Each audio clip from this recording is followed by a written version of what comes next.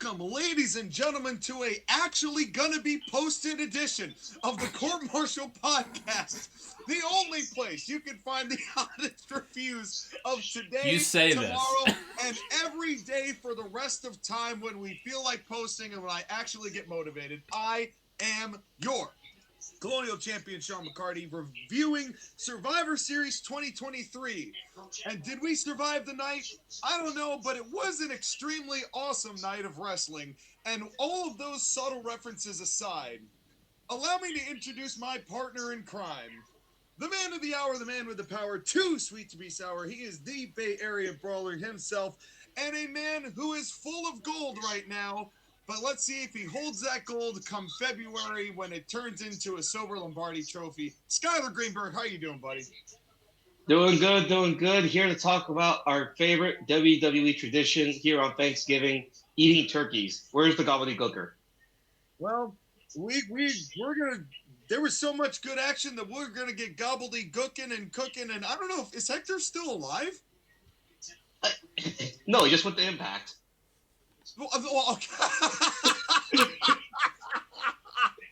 All right. That was a good joke. That was a really good joke, Sky. And before we continue, we got to introduce man number 3, the master of the simulcast, the spellcaster of simulcaster, JoshAgeddon. How you doing, my friend? You also forgot to mention the editor of the Court Martial Podcast himself. Welcome, everyone, to the TAP. We, like Sean said, are reviewing Survivor Series WarGames 2023. I'm very excited to talk about the show, and if anyone else is going to gobble some gook around here, it's going to be me. I've got my goop gobbler ready. Do you have your Pepsi ready? No, I actually had a Monster right before this. Yeah, well, we're going to get to... What happens if you drink Monster and Pepsi at the same time? Your taste buds revolt, and you end up vomiting, and you die. Now, you just get, like, super paranoid. Like, anytime I've ever had, like, a Monster and then had, like, more soda or, like, a sugar rush on top of it, it's just made me, like, way over the top jittery. Like, I can handle a Monster, right? I can handle that. One alone. Correction. You can handle the blue Monster. No, I can handle the green Monster. I just don't like the green Monster.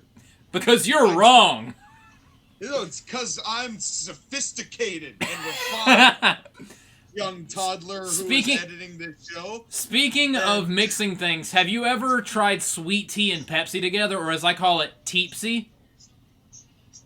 That sounds disgusting. It's actually not that bad. You know, it's funny. I only started really drinking sweet tea after that episode of The Magnation. You know what I'm talking about. Oh, God. And for those of you who don't, you're just too young. You had to be there. If you don't understand what we're talking about, you're too young for this podcast. Yeah, but in any case, let's get to the review, shall we? Let's start with the overall thoughts. JoshAgeddon, why don't we start with you? I loved this show. For one, it was just under 3 hours, which I wish more pay-per-views in general were this length. It was very easily digestible. I enjoyed every match, and all in all, I loved the show. Especially, well, we'll get to the ending of the show later on. Skyler. Okay, well, I guess I'm going to come in and just shit all over your opinion, Joshua, huh? Ruin the mood. As I always do. I won't say that I hated this show, because I don't use the word hate when it comes to this. It's just... Well, not WWE, you don't. I was about to say, we're not watching AEW. We're not talking about Full Gear. But even then, like, I've hated some of these Vince McMahon shows. Since Triple H has taken over, those number of shows that I've hated have gone down. It's just that there is annoying shit that happens all night that I audibly groan several times because it's like, okay, here we go. It's just annoying because they know better, but they keep doing it because they know they're going to get a reaction. And they're kind of lazy because they have so much money that they can afford to be, and nobody's really challenging them. And I mean nobody. Yeah, that's right. And kind of to bridge the gap here between you two, this was this was a good show. It was a good show.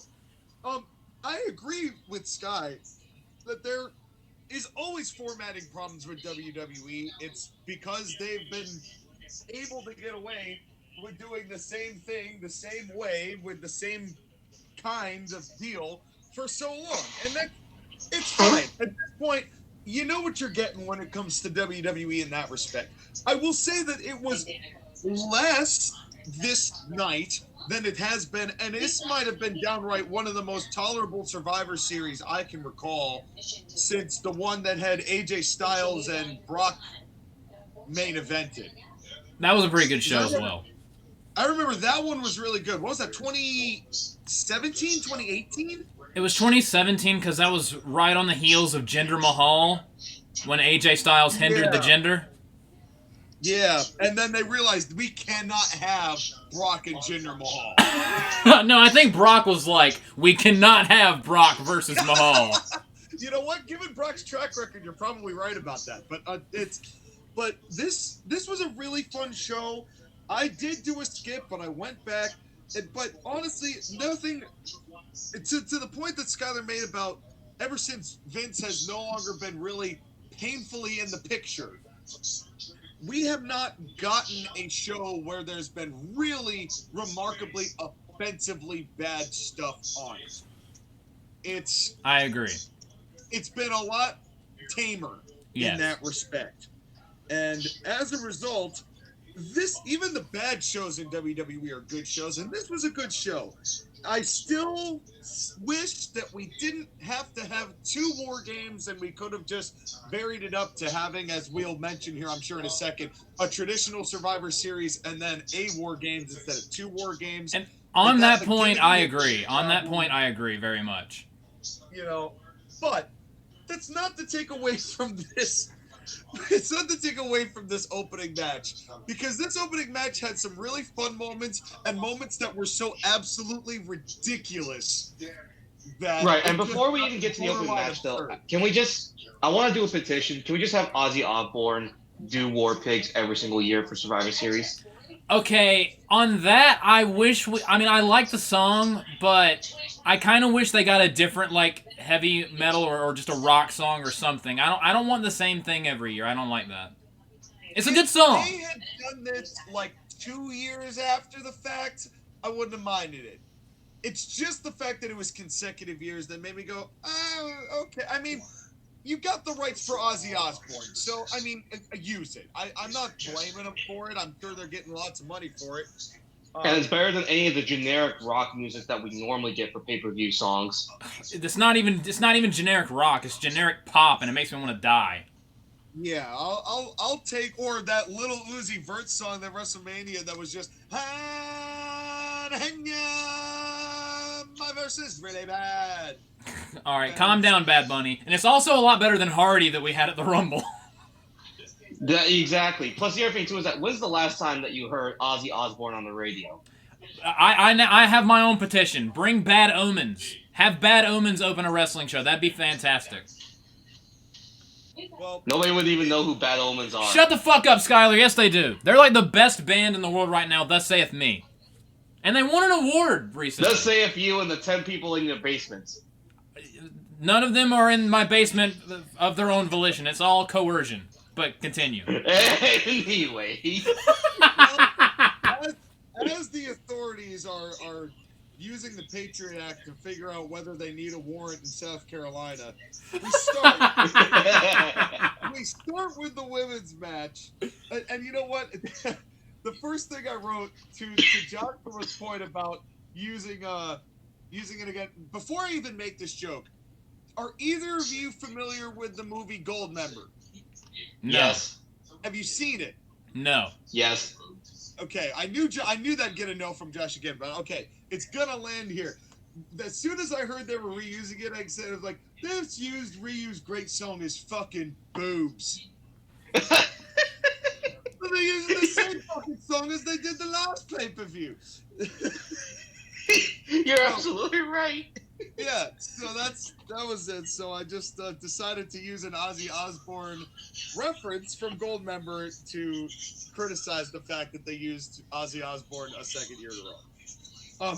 Gold member Watch the old is James Bond movies. They're fun. Gold member is a nickname that I gave my penis. Yeah, that's basically the idea of the whole movie. So that's you think that was an original joke, but you're like 20 years behind the curve, buddy. I'm used to that. Go watch the original James Bond, and then go watch the Austin Powers movies. Maybe on the first. I'm not interested on the second. You'd like them more than you think. You would love Austin Powers. You would like Austin Powers more than you think. It is kind of your. Well, Joshua, you basically are a British accent and a sexual libido away from being Austin Powers. So I'm an American virgin Austin Powers. Kind of. Would that make me Austin Powerless? Well, it make you Austin Theory. Oh God. Okay. Let's talk. Can we talk about the match? Yeah. Well. Hey, let's not all get ruffled. This match has been sponsored by. God, that ruffled my jimmies. You know what? Oh, what was worse, the Ruffles or the Slim Jims? The Ruffles, because at least the Slim Jims had fire everywhere, and it looked kind of cool. Not just blue and white and Ruffles. Hey, this was everybody's road trip snacks pay-per-view. So let's just do. We got Slim Jims, we got Ruffles. The Mountain Dew, pitch black at the beginning of the year, and this is just. But anyway, what I was about to start saying was what bothered me about the Ruffles was that they were used. Literally, they propped them up on the table for the welcome. Yep, that was stupid. That was and I thought for sure somebody was going to go over and eat one of those bags in the middle of the match. It wasn't just propped up on the table. It was propped up behind the visor to where the announcers there's no way they're reaching over that just to get the Ruffles. Yeah, no. It wasn't like in their lap with the Mountain Dews. And then we get the sirens. And as soon as I heard the sirens, I said, "Holler if you hear me." But there was no Scott Steiner on this night, and that would have been the return of all returns. But how happy were you, gentlemen, as they introduced these women, that before they brought a single woman out, we got rules? I was cool with that. Although I didn't really think it was necessary for the main event because they already showed it to us. But then again, we'll talk about this in a second, but the fans in Chicago are pretty stupid, so they probably needed to be reminded. Yes. That I definitely believe. It's the same thing as like the Rumble where they explain before the match the rules of the match, which I appreciate because, again, it gives me some semblance of, okay, these are the standards that you're setting. Let's see how WWE abuses it. Well, it's certainly better than when Ronda and Shayna had their MMA fight and they just had the ref explain it into the hard cam for everybody, like right as it was about to take place. Which just further added to the cult classic style that match has become in my eyes. I still need to see that match. You are somehow going to put that as your match of the year contender. And me and Joshua are going to shove you out the door with that. I am not that crazy, but it might be the unexpected. Like, there has to be some sort of category, as in like so bad it's good, kind of match. The Room Award. Yeah, because it's that's a good one. But in any case, let me ask you guys a question. So when WarGames was invented, the whole idea of the advantage was that the heels would have the advantage so the baby faces would fight back against it, right? Yep. Now I know that in this situation, like the reason they were trying to tell the story they were telling, I get why they did it, but does it make any sense to give the baby faces the advantage? Sean, there's a reason why the baby faces had an advantage. They put a poll up, a fan vote, to see, like, the fans got to choose who got the advantage. And the baby faces won the fan vote. What, baby faces win a fan vote? How could that possibly have happened? I know, right? What? That okay. So basically, they laid up the fact that they were going to have the babyface have the advantage, which begs the question: if it's already inverted for the whole style, why have a second war game style match for this? My whole thing is, I love how that for the women's match they were like, just fuck it, let the fans pick. But for the men's, they had Drew McIntyre versus Jey Uso on Raw to determine who got the advantage. Really goes to show you just more evidence to what their priorities in this company are. And what their priorities are not. Hey, Sky, buddy, can you turn the TV down, like, all the way? Because I can't hear JoshAgeddon at all. Like, at all. Can you hear me now? Okay, try it again. Can you hear me now? Would you mind saying everything that you just said over again, JoshAgeddon? Sure thing, buddy. I said basically it's funny that they had Drew McIntyre and Jey Uso wrestle for the advantage, and for the women they were like, fuck it, let's just have the fans decide. Yeah, which is actually ridiculous because that's the whole inherent part of, like, the mechanics of war games, but again, this is kind of the Sky's point that we mentioned, before we went on the air. This match could have been a 5-on-5 elimination match and been just fine. Agreed. 4-on-4 stipulation. Add 2 more people. Who fucking cares? No, this could have been the traditional Survivor Series match, 4-on-4. They've done 4-on-4s before. This would have been fine if it was the traditional, because then they wouldn't have had to do multiple spots that were exactly the same in the other match. And also, again, give it a little bit more uniqueness to it. And speaking of that, I for the most part enjoyed this match, but I have 2 problems with it. Number 1, and it kind of ties into what me making fun of the fans earlier for being low IQ fans that kept chanting for tables the entire goddamn match. Okay. Is it really this hard to be a heel? I thought it was easy to be a heel. Just your job as a heel is to make the fans boo you, right? So why the fuck would you have the heels pull out the table to the mega pop? And my question is, why the fuck didn't they just shove that table right back under the ring? That would have been easy. They would have gotten so much heat for that. And that also saves the table for the main event. And in the main event, which we'll get to, who pulled the table out and got the pop for it? The baby faces, because men are smarter than women, I guess. But Jesus Christ, that annoyed me. And to be clear, in your modern wrestling lens, there are no heels and baby faces. Shut up, Cody. Shut the fuck up, Cody. He's not wrong. Go play with your placenta. Shut up, Cody, and just go play with your placenta. Give your placenta a crossroads.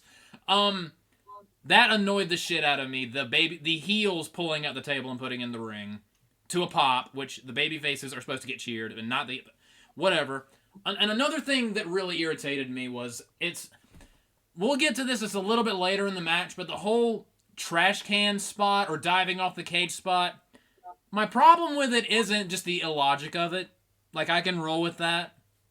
What I can't roll with is 2 things. 1, you do it in every WarGames match.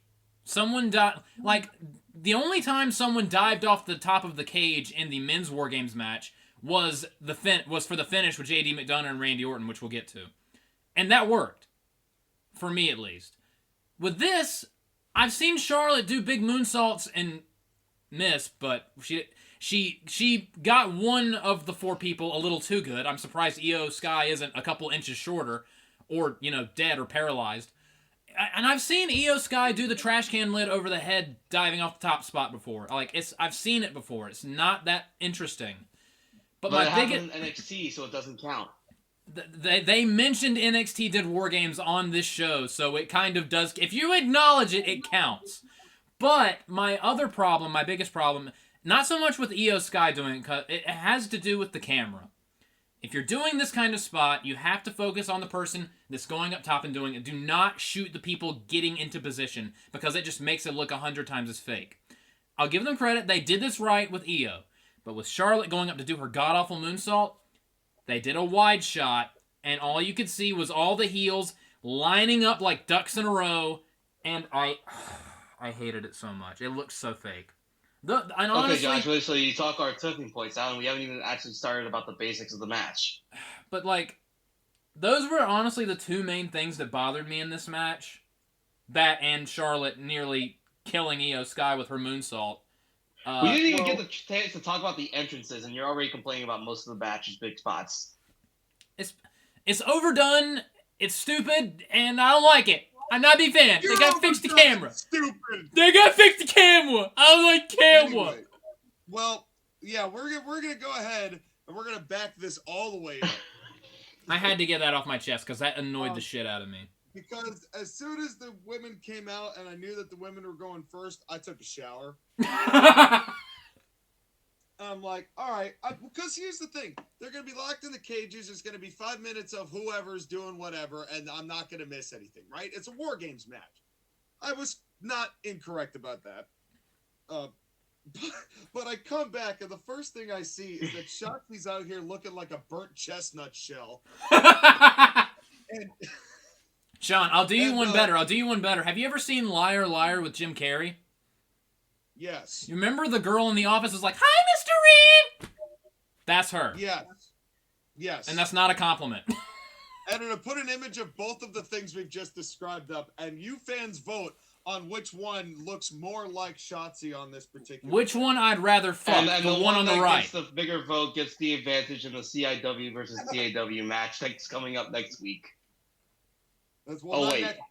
Yeah, we did that. We're back. We went too far back. We're friends now. Get out of the DeLorean for 5 seconds, Skyler. We're at the beginning of hold on here. Let me readjust the timeline here. But anyways, can we go back to the entrances because I have a couple things. Please. So I want to know, why do we have now Exploding Kiss hair whip bombs for Bianca's entrance? Because she's the EST.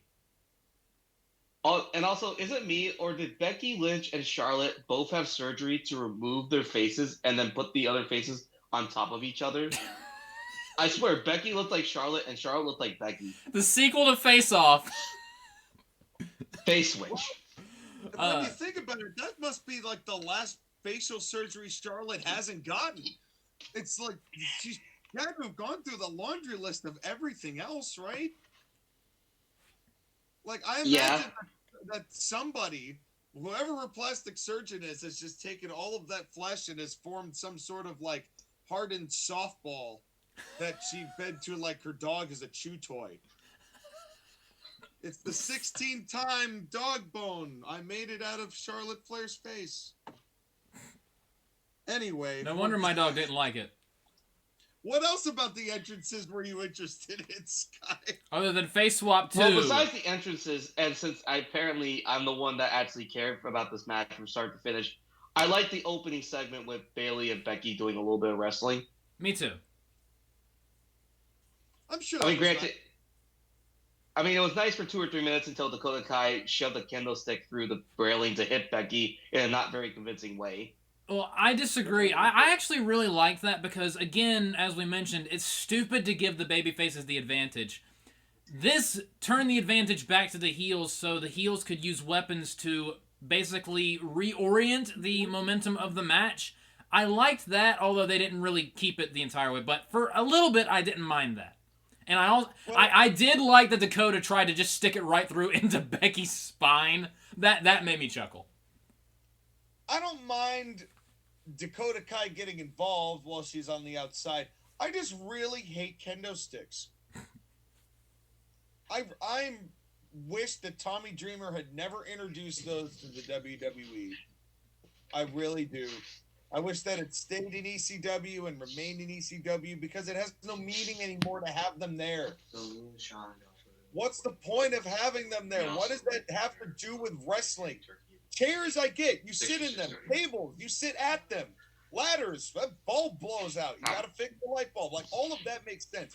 What realistic reason is there to have a kendo stick in a wrestling match or in a wrestling arena other than it's something to hit somebody with, which makes a funny noise and makes the crowd go, wee? I like kendo sticks. Because lead pipes are not usable, I guess, ?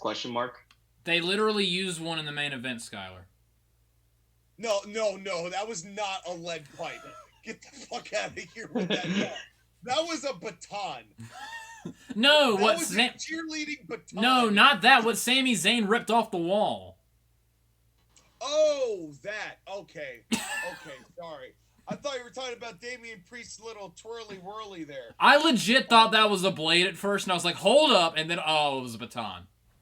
Yeah. Just starts slicing people in the middle of war games. To the women. Yeah. Shotzi Blackheart gets in, and everything she does still sucks. Yep. By the way, did you guys see her promo on SmackDown? No. Jesus Christ Almighty. She overcooked the, oh my god, I'm so crazy thing so bad. I have not cringed that hard in a long ass time. Like, if you put some coal up my anus and showed me that, you would have had a diamond immediately. It was that bad. Like, damn. Shotzi. I can't believe she's making me miss Nikki Cross. Fuck both Who of them. was doing the exact opposite on the other channel and literally doing nothing. And I hope Nikki Cross continues to do nothing, because she's good at doing nothing. Yeah, she's just literally blank staring there. Well, then we get dual-wield Bianca Belair, and I want somebody, I challenge somebody. You want to challenge Mr. Editor, because I'm pretty sure these are really close to the same BPM. I want you to time Bianca's bouncing and her dancing here when she does her hair things to Duel of the Fates. Oh, God. Because her theme song is eerily similar in BPM, and she had both of those things going, and I was like, da da da da da, and she literally was slapping people with them at the same time. I challenge you, Editor. A challenge accepted if I can do it. If I can't do it, then challenge not accepted. But I do like that she came out with 2 braids this time, because it just feels like a natural evolution to what she is and brings to the table. Next, she's going to be Doc Ock, and she's going to have 4 braids in the back and carry her on the ground and let her walk. I have the Hydra from Hercules and have like 7 of them that come out. I have the giant lips in the palm of my hand. Oh man, too much. But yeah, the Alfred Ruffles Bellina, act, by the way, all throughout the arena was just annoying. It hurts the aesthetic of the arena in general, but it depends on the product they're placing.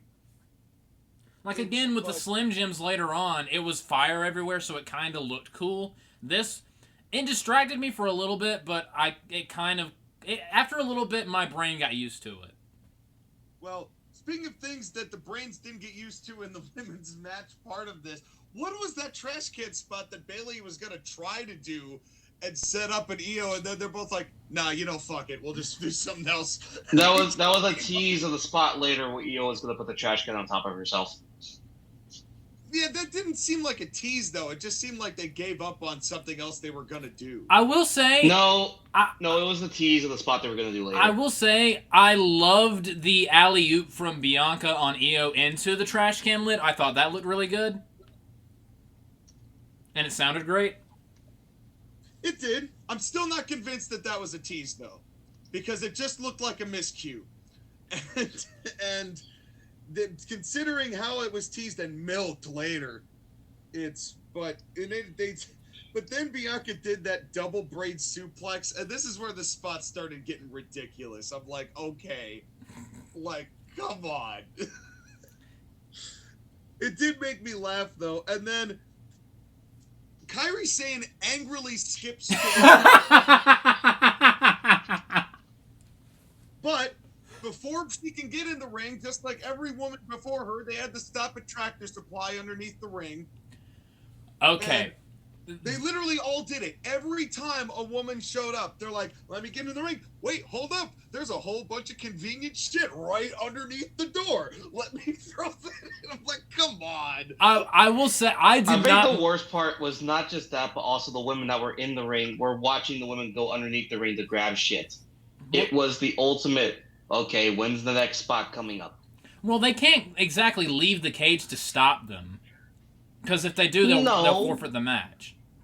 But they've done the thing where, hey, let me close the cage so you can't come in spot. They did that with Bayley in this match. They did the, hey, let me reach out and grab you to stop you from doing what you're doing. again, it's not that hard. Well, I don't mind Kairi Sane getting this trash can lid because that eventually led to my favorite spot of the entire match and one of my favorite things on the entire show. And I'll go ahead and get into it. Kairi motherfucking Sane does a spinning back fist with this trash can lid and beans the ever-living shit out of Shotzi Blackheart. I died laughing. Holy fuck. When I saw that, I knew you'd love that. That was... that she nearly decapitated Shotzi. And it sounded amazing. Did you love that as much as the spot they did later where they put 3 chairs on top of Shotzi and then it fell down so they had to reset and put it back on and before Kairi Sane just landed on Shotzi? Yeah, that did. Well, to be fair to Shotzi, she didn't exactly want to, die, but still, then why even do the spot in the first place? That was rough, and the elbow didn't connect on any of the chairs, and it was just kind of goofy. But that spinning back fist, though, was a thing of beauty. That was my favorite thing in the entire match. I've learned about your wrestling preferences is that nothing makes you happier than seeing somebody who you really don't like get absolutely brutally hurt visually by somebody like that. Because it allows me to live vicariously through another human being, because I wish I could have done that. Like, if you I'm sensing a lot of tension here, possibly sexual, between you and your brother, Joshua. Are you sure you're okay? Well, he's at work, but I am thinking about his abs right now. Well, and how you wish that you had his abs, right? Directions and try to go goth Lisa Simpson on him, so that does, But yeah, that was fucking great. That was I love that, and she even it looked like she got a little busted up because of that. In which case, good. Although I mentioned this in the chat earlier, am I just seeing things, or did Becky briefly get busted open and then have to lean to the side a little bit so a doctor could reach to the cage and wipe that off and maybe glue her head back together or something like that? To answer your question, yeah, when Kairi Sane hit her with the trash can lid, she got a little busted open. Same with Charlotte later with a punch she got. Okay. Yeah, I didn't see that part because namely I was kind of getting annoyed for the whole thing. Well, I guess with all those elbows and the elbow drops that they gave the Shotzi, and she literally just laid there like a dead bug. Literally just laid there, not a single cell. She just got maybe one of the best elbow drops of the entire match that I've seen, and she literally just lays there going, oh. Well, wasn't it the I'm dead cell? No, but she wasn't. She was literally just the I'm not moving. You could sell better than I'm dead. There was just nothing. She didn't pop back up. And by the way, you gotta give them something. That's I felt like was just, you leave your opponent dead in the water. You're not doing them favors when you don't sell like that. That deserved the look of pain. Especially because you're not dead, because there's 20 more minutes of match to go. Sean, are you in any way suggesting that Shotzi's not very good at her job? I think all of these women honestly need to sell better, to tell you the truth. If I'm being honest, I started, the selling kind of got a lot less pronounced, let's say. Would it make you feel better if Kairi Sane did that insane back fist with the trash can lid to every member of the female roster except for Rhea Ripley? Not really. Okay, make me happy. The women just need to get better at their jobs. That would be nice. That would be a good one. Agreed. But, the other thing, too, though, is that, besides Shotzi Blackheart, the other 7 women in this match, at least at one point or another, we've all enjoyed their work at some point. Mostly. And that's kind of the thing, is that, that's what kind of made this match better. I will give credit, Joshua, where the match did right. They had, besides Shotzi, at least the better half of their women's division in this match. There wasn't a Raquel Rodriguez. There wasn't a Nia Jax, thank God. Thank God. There wasn't the lower tier women like Natalya or Nikki Cross or any of the other bozos that populate that women's division. Bozos. Ever winning. Bozo. That is the perfect way to describe so many of the people in the women's roster in WWE. Just a bunch of bozos. Yeah. And speaking of bozo things, we've talked a couple times about the rule that they, if you leave the ring, it's forfeiting for the team.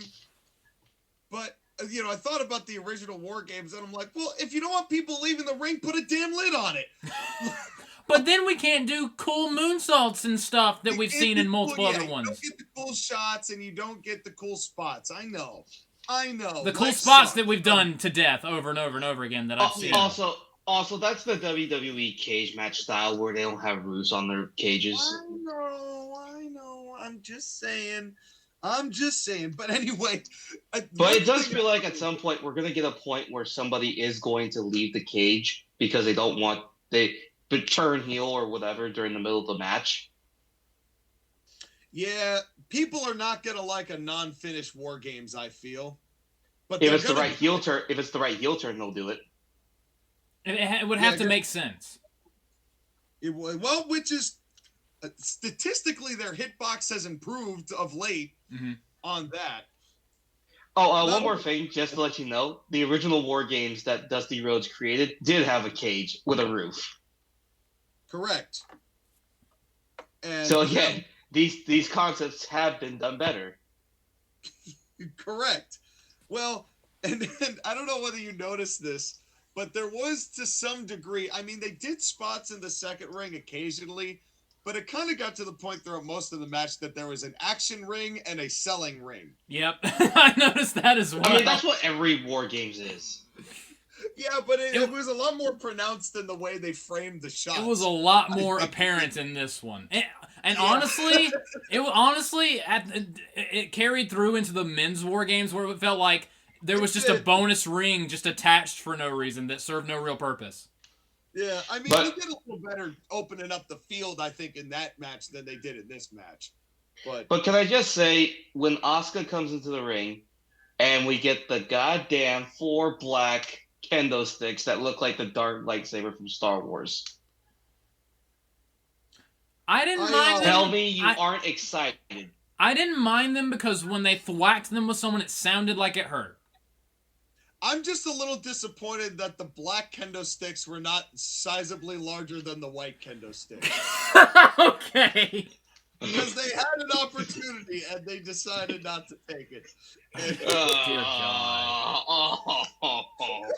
I wish they could have brought some brown ones in there that had like little dirt particles on them. Oh, man. Well. And with that, we have just crossed a new dimension.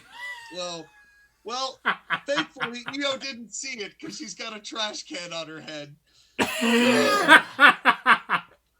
And that was and that spot, just to see her like with that shit-eating grin smile as she just put it on her head, I was laughing my ass off. When she finally jumped off and everybody caught her, it was just so silly. It wasn't even effective. It was just silly. Yeah. And this is where this match started to go, okay, we have now just crossed into the ridiculous here. And I said, how in the hell are the men going to get anywhere near the pop this silliness did? And it turns out that I was wrong about that. But that was not the only high spot. Oh, yeah, well, then the spot's getting really ridiculous because then Becky and Bianca are like Scooby-Doo tied together in the middle of the ring. I actually really like that spot. They tie them together and drop kick the shit out of them. I like that spot. They do a quadruple drop kick. I'm like, that's just silly. And it did start getting silly. And then Charlotte. Then we get this. Oh my God. The one time Charlotte actually hits somebody and he sends them back to the 3rd grade reading level. I feel so bad for Io Sky. That had to hurt so much. Meanwhile, the other 3 women, like it was a gust of wind that knocked them down. Been wearing the trash can. That would have blocked her fall, but unfortunately, she took it off. I mean, the second Becky and Bianca did the double power bomb on top of the 2 other women, and we saw Charlotte on the top rope, I knew what was coming before she even started climbing it. I know that the moonsault is her thing. I wish she just did a crossbody. Me too. And it would be easier for her to not almost commit woman slaughter. Like, she didn't even touch Asuka, and Kairi saying she kind of lands on Bailey, and Io just gets the full front of it right to her fucking forehead. Yep. Well, what scared me is that she was going to miss everybody. And I was like, oh, God, please don't miss everybody. And then when she did hit somebody, I'm like, yeah, oh, no. I wish she missed everyone, because there'd be one less dead person. She just missed. Sean is like, oh, God, I got what I wanted, and I don't like it. Can we have a miniature debate for a second? What is the purpose of the moonsault? Like, what are you supposed to do when you do the moonsault? Land directly on their forehead and kill them.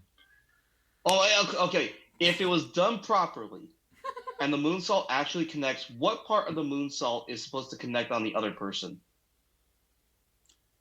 Well, it's like a crossbody, but backwards. And pretty, when done right. So why can't I just do a crossbody? Because that's simpler and easier and not going to likely hurt someone. Because with the crossbody, the point is the side of my body is going to hit them in the chest/stomach region. Well, what is the point of impact with the moonsault? I guess since they're rotating, since like the way that they're flipping, they have more momentum, and it's like it hits you harder, I guess. But it's trickier to do. Like, yeah, that would be kind of the logic if I'm going to try and shoehorn some logic in, it would be that because your legs are like a larger focal point of your rotation, like you get more actual like inertia with them as you flip. Inertia. So it's like a bigger flip, so you land harder. Inertia is exactly the word I was looking for. You know, so that would be... If we're going to try and squeeze some logic in, I see your point, though, Sky. I mean, it really begs the question is, why do you need two flips then, Mr. Rick O'Shea? And, but in any case, it doesn't matter if the person giving the moonsault's legs are basically at whoever is trying to catch them before, you know, because Charlotte never rotates right because her legs are too long. And her face is too plastic. And it completely changes the way that the wind hits it. You know, it's like... If you've noticed, her moonsault has gotten sizably and progressively worse over the years with each passing surgery. Is this a coincidence or not? I think not. She's gotten heavier and heavier as they put more and more Botox into her face, to the point where she's too heavy to rotate properly. It's going to get to the point where when she tries to walk out to ringside, she's going to be dragging her head across the ground. That's about what we're expecting here. But, you know, speaking of getting their skull off the ground, they're still trying to take a spatula to Io's as we speak. And don't forget to send coloring books to Io's address. Okay, and then this over-exaggerated Charlotte and Becky hug. Yay, we're friends! Look how visual we're friends! I will fucking kill you. Yeah, we're friends! Look how much of a friends we are! Yeah, that's the vibe I got out of that. And then they both get rolled up. And then go into dueling submissions before they get broken up. Just like real friends. I wish that, I know this is AEW, they would have done the smash zoom in, zoom out thing. Oh, yeah. Oh, without a doubt. Yeah. Without a doubt. Actually, give the people what they want. Their production lately has been worse than that. They haven't even gotten good smash zooms in AEW anymore. They're not even good at that anymore. They're also not good at keeping talent. Well, also not good. So, the match is everything Shotzi sucks. We mentioned that before. And then Bayley gets completely shithoused by everybody and takes the fall. And I know why they did it, and I like why they did it. Me too. But somebody else explain it. So basically... Well, basically, they just run a train on Bayley. Here, Shotzi does a splash. Bianca does...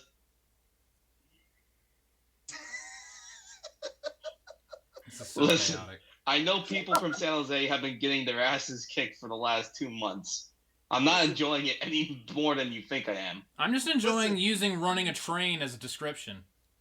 Yeah, I was gonna say that's what Skyler wants with Bailey. You With know, those- hey, I understand. I've got Rhea. You've got Bailey. I understand. And they even brought those big black sticks in the ring to do it.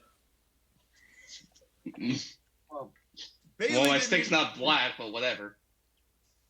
Well, that's very true. Neither is any of ours. But then speaking again, of- Bailey gets a KOD, and then they put her on the table, and Becky Lynch just does the manhandle slam, even though it looked terrible again. 6.5 inches. Good for you. Anyways, the point is that they beat Bailey. That pause. I feel like this is gonna lead to like the Japanese women kicking out Bailey of the stable, and then just whatever. I agree. I liked it, and basically, I really liked that Charlotte went for the spear and Bailey took the bullet, because like that's kind of a babyface thing to do, and then she immediately got railed by multiple people and with varying sizes of sticks, and then got pinned for it. So when they kick her out, she's gonna be like, "But I was trying everything I could to help," and then they're likely gonna turn her babyface, which she hasn't been in 4 years. And honestly, Bailey is up there as far as possible winners of the female Royal Rumble. No way. You never say never. You never know. I mean, who else is in the running right now? I mean, the babyface team besides Shotzi. Yeah, I don't know. I don't know about that. Any of Bianca, Charlotte, or Becky could also win the Rumble this year. If Shotzi wins Hell, the Royal Jade Rumble, Cargill could win the Rumble this year. Oh if- my God, you're so right. if Shotzi wins the Royal Rumble, I'll retire. But no, that's the thing is, Jade Cargill could win the Rumble this year. That may be why they're keeping her off camera. They have her debut at the Rumble, and they have her win that match. It's possible. That's fair. That's sad, because the way that I would see that is that they would want to put Jade in with someone with the most experience as possible, which Would be Jade, Rhea Ripley. Well, no, it would be Charlotte. No, means it'd be Jade. Charlotte would win one of the belts, probably EOS. That's Unless probably, they have Jade Cargill go up against Rhea. they want. No, I don't think they do that. No, I don't the think they match do for Mania is probably going to be Rhea and Becky. It could also be Rhea and Bianca, because they have not had their match at WrestleMania yet. And they still believe very much in Bianca Belair. You could tell that. Yeah. You could tell they still very much are invested in her and her babyface John Cena capabilities. So I wouldn't be surprised if that's the match we end up with come hell or high water, which is a match I'm all for, and will soften the blow of having Charlotte versus Jade be the other women's championship match. But hey, one thing I will say, at least there are a lot of different avenues they could take, and we're not quite clear on what they're going to do. And that's how exactly that's exactly how it should be come Rumble season. I agree. And it seems like for every competitor that seems like they have a chance, nobody stands a chance against our next man in this match. Well, hold on. Are we not going to talk about the backstage segment involving the Ruffles and the Alpha Academy and Pretty Deadly? No. There was one good thing in this segment. I loved that R-Truth got a pop. Everything else was hot, flaming garbage. Next. Well, that's the thing, is that this was the comedy segment in between the match while they were cleaning up the remains of Io Sky's concussion. Comedy's supposed to be funny. I don't know if they are. I think they're kind of half bred to be cringe. Like, it's the same thing with what happened with the New Day later. It's like, I don't think that was meant to be entertaining. I think that was just meant to be time filler. So if it just is, go out there and just be dumb and plug the product. Cool? Great. Right, and then they do the segment after the commercial where Jey Uso and Sami Zayn are talking and Randy Orton isn't there yet, and you can hear the CM Punk chants. Yep. Them doing that made the crowd go, "Ah!" That means Punk's of that, like, they were seeing all of the equations leading to the destination known as CM Punk, and I was like, don't do that, because it made me worry that they would eventually get Randy Orton and boo, which thankfully they didn't boo Randy Orton, because that would have made me sad. Well, I think that the way that they made the through line through these backstage segments really helped their case. Because I thought that that's one thing that WWE has not been very good at. I mean, they've been dropping subtle hints on their television, but especially in their pay-per-views, premium live events, whatever. Shut up. They don't do a whole lot of through lines of segments like that as much, or they haven't. So having this one be like, "Where's Orton? We don't know. Where's Orton? Trust me, he'll be here. Where's Orton? Don't worry about it. We got it." I love that was the kind of build-up, teasing the tension with Seth and Cody. I loved all of that. That's how. And also the whole thing with Jey Uso not being comfortable teaming with certain peoples in this match. Yeah, and I will also say this on another point to that. It softens the blow of WWE giving poor people literally none of their video packages for this promotion when you at least give them a through-line story for the main event regardless. Funny you mentioned that because I didn't watch this on Peacock. I became a pirate, yarg, and I watched this on a illegal site or whatever. The FBI would like to know my location. I'm not supposed to mention that. And I got to see every single video package. So the video packages are either for, the more affluent customers or people that go, yarg. These promo packages are me booty, yarg. And you know how much I like eating booty. I didn't feel like doing that. Eating booty? I just sat there being poor. And instead... Pirate 6, poor man's booty. I wrote out the commercials, but then we got our Intercontinental Championship match. Hell yeah. It is Tiny Balls versus Gunther. And I won't lie to you, boys. I expected this match to be pretty good. And I feel like pretty good is about where I ended up on it. I also thought it was pretty good. All right, you ready for my hot take? You think this was the match of the night? Yes, it was. Not hot take at all. That's like a lukewarm take. It's a hot take I'll to say me. something even better. I'll say something even better. The Miz was the better wrestler in this match. That was my problem with this match, actually. That hurt my soul to hear that. I like this match a lot, but they gave Miz way too much offense. This is world beater Gunther we're talking about, and Miz was out there looking like Paul Orndorff.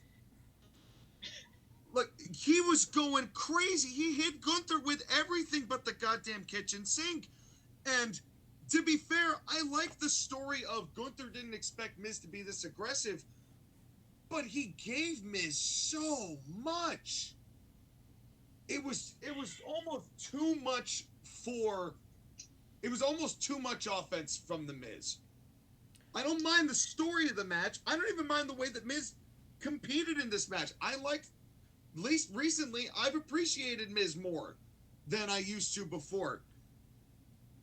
But what is Miz's future as when it pertains to this company that he needs to get more offense in than it feels like people who have been in much larger competitors? Like, Gunther sold a lot for The Miz, but it's just The Miz, and I like the guy, but it's just The Miz. Well, here's the thing again, is that nobody in their right mind would believe that The Miz is going to beat Gunther. So in order to sell the idea that The Miz even had a chance, he had to have a lot of offense. And they, again, used the idea that Gunther underestimated The Miz, and The Miz being a lot smarter of a wrestler than we expected. We know The Miz is intelligent. We know that he wrestles a certain way. We also know that he will take shortcuts if he has to in order to win matches. It's just whether or not the people like it when he does it or not. I'm going to counter you with one example. Brock Lesnar versus Daniel Bryan. Because that match, nobody believed Brock would win. They had an injury angle. Wait, what? Not very much offense in it all, and that match way over-delivered versus what we were considering. And Bryan took the deliberate shortcuts. Even though Bryan was quasi-heel at the time, and Miz is quasi-heel now, even though Daniel Bryan had way more credentials of actually beating Brock Lesnar than Miz did for Gunther, My point is, you could tell this story without making Miz look like he is goddamn Paul Orndorff. Because I don't think he needed that. Okay. And I think that hurt Gunther long term. I mean, it hurt the match. Nothing can hurt Gunther right now, but I thought that he didn't need to be selling that much for the Miz. That's all. That's my take. My take is I didn't really get that vibe from it, that they gave Miz too much. Although, if you're asking me personally, having him in this match is giving him too much. But, I mean, I enjoyed this match. It was not my favorite of the night. But I felt that, like, this was one of Gunther's weaker matches throughout his reign, while at the same time being the best match that Miz has had in a while. And since Logan Paul. Well, I haven't watched that match, and I might go back. I would rather watch Shayna Baszler and Ronda Rousey stink up the joint than watch Logan Paul and The Miz. But I thought this was pretty good. And they actually got the crowd at numerous points and I just wish that Gunther had a different opponent. I'm not a Miz guy. You guys know this. Okay, Joshua. Let me ask the question then. Who would you rather have in the spot? Literally anyone else. No, you can't. You cannot say literally anybody else. You have to give us at least a couple names. Okay, Ricochet. We've seen it. Don't care. It's good every time. Ivar. He's been doing pretty good on Raw, although it would be heel versus heel. We have to go with somebody on the SmackDown roster. So give me someone from the SmackDown roster. Grayson Waller, Austin Theory, Pete Dunne / Butch, even though I hope they drop Butch sometime before I die. Grayson Waller is a heel. Austin Theory is a heel. They wouldn't do heel versus heel. I'd rather watch heel versus heel. You just hate The Miz. Yes. Come on, Gunther gave The Miz a lot of chops and a lot of kicks. Didn't you enjoy that? I would rather watch Shotzi Badfart get absolutely blasted with a trash can lid than watch The Miz on. I've seen The Miz for like the entire time I've been a wrestling fan, and I'm just so tired. He had a good night. I won't say that he sucked and he ruined the match and I hate him and I wish he would die. I'm not saying that. And this was a good match, and he did his part. I didn't really get the sense that they gave him too much. That didn't bother me. I just wish that Gunther wrestled someone else. I wish that this match happened on a Raw. And okay, here's one. I wish that they had this. They had Gunther versus Chad Gable instead of this. We've seen it, and it was fantastic. I like seeing fantastic matches. Sorry. My thing is this. It's with The Miz. There's been some of the worst of WWE's programming involving The Miz over the past decade. That's another one of my problems. However, these past 2 years or so, save for when Shane McMahon blows his quad, but to the hilarity of literally everybody watching. Or when Miz got eaten by zombies. Or when Miz got eaten by zombies. But that was I would say the last 2 years. That was 2 years ago. Basically, ever since they left the Thunderdome, whatever. Yes. His work has, ever since losing the WWE Championship that he never should have had against Drew McIntyre, but ever since then, he has become a lot less of it. Actually, since Tiny Balls, basically, it's changed my view of him because he's taken that and made it into something. Made it into something. The fact that he and Logan Paul had the match that they did, where Miz was leading most of it, you could tell Miz was leading most of it, and it still ended up being very, very good, surprisingly good. I respect the Miz. Now, does that mean that this was my favorite opponent of Gunther's? No. Does that mean that he was bad in this match? No. You could tell that WWE respects the Miz. You could tell that the company has respect for this guy, and the crowd did get behind him. The double low blow fake finish really had people. Not me, but it really had people. I'm not gonna lie, I was very, very worried. Like, I bit my nails a teeny bit on that near fall. For a split second, I was like, no. Yeah, but again, kind of like Guy said, there really wasn't a shot at this. And then the clothesline and the crab, and that was it. But, like, for what this could have been, I'm pretty satisfied. The Miz has put out good work this year, better work than I think people come to understand, and I will take. I know that you're going to disagree with this, JoshAgeddon, but if it comes down gun to my head, Miz or Grayson Waller, I'm taking the Miz. There's nothing Grayson Waller's done for me, that makes me want to see him or think he is actually endearing in any way, or could work the kind of match that Miz just did with Gunther. And to me, Grayson Waller is kind of a Gen Z wrestler. He's the modern wrestler that's annoying, cocky, over the top, that everybody hates. And except me. Well, my thing is, I haven't seen any of his matches, so I don't know whether he's any good or not when it comes to that. But all of his segments have just been bad. Real quick. My favorite thing about this entire match, though, was the finish. I really, really like the finish of this match because they even kind of set it up before the match. I was very surprised that we got a Chris Jericho reference on this show.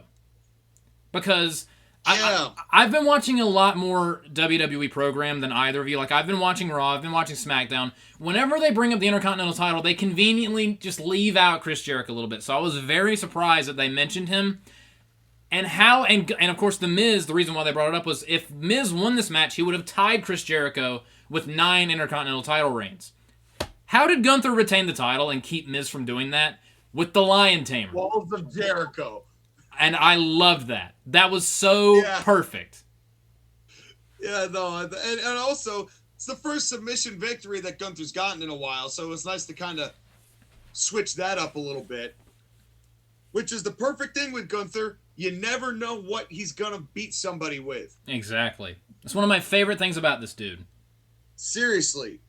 And I still think, though, at the bottom line, and maybe you would not have disliked this, or you're just going to dislike The Miz in general, but if Miz got a little less in this, I don't think it would have hurt the match, or it would have hurt Miz's deal. They could have done a deal where Gunther just beats the tar out of the Miz and they give Miz hope spots. Yeah, I mean, I don't mind him being aggressive at the very beginning either. It's just that offense never stopped. Yeah. Right? It kept going and it kept going, and Gunther never really got a proper shutdown of the Miz. And I think that was maybe my problem with it. And therefore it felt like it was so much more offense as a result than maybe it was. It was just, to me, it was a good match. Everything Gunther touches is goddamn gold. Agreed.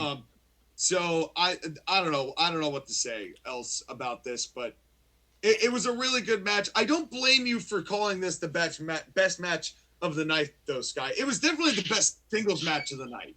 By far. It helps that, again, this is a wrestling match with 2 veterans. I know the comment I made about The Miz being the better wrestler in this match is kind of a hot take. The reason why I say is that The Miz showed something here where he does know how to do this sport, and he knows how to wrestle, despite what people may or may not think about him. And I agree with that. And again, I'm not a Miz fan. I very much dislike The Miz. This was a good match. I'm not going to sit here and say, oh, this match was terrible. This was a very good match. Having said that, though. And The Miz did his part. So, good on him. Having said that, though, Gunther is just incredible. Joshua, you need to move over because I want to have my nipples be ripped off by Gunther. I want my nipples ripped off, too, so we will have to make Gunther choose. Whose nipples do you want more? The safe word is Latino heat. Is that safe? Because he did lie and cheat and steal. He might just steal your nipples.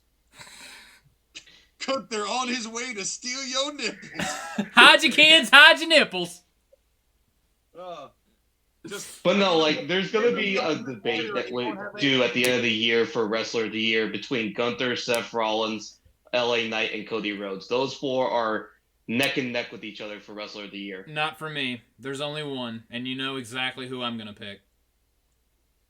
Shotzi. Yeah, exactly. Speaking of nipples. Yeah. I Well, bet they Gross. smell gross.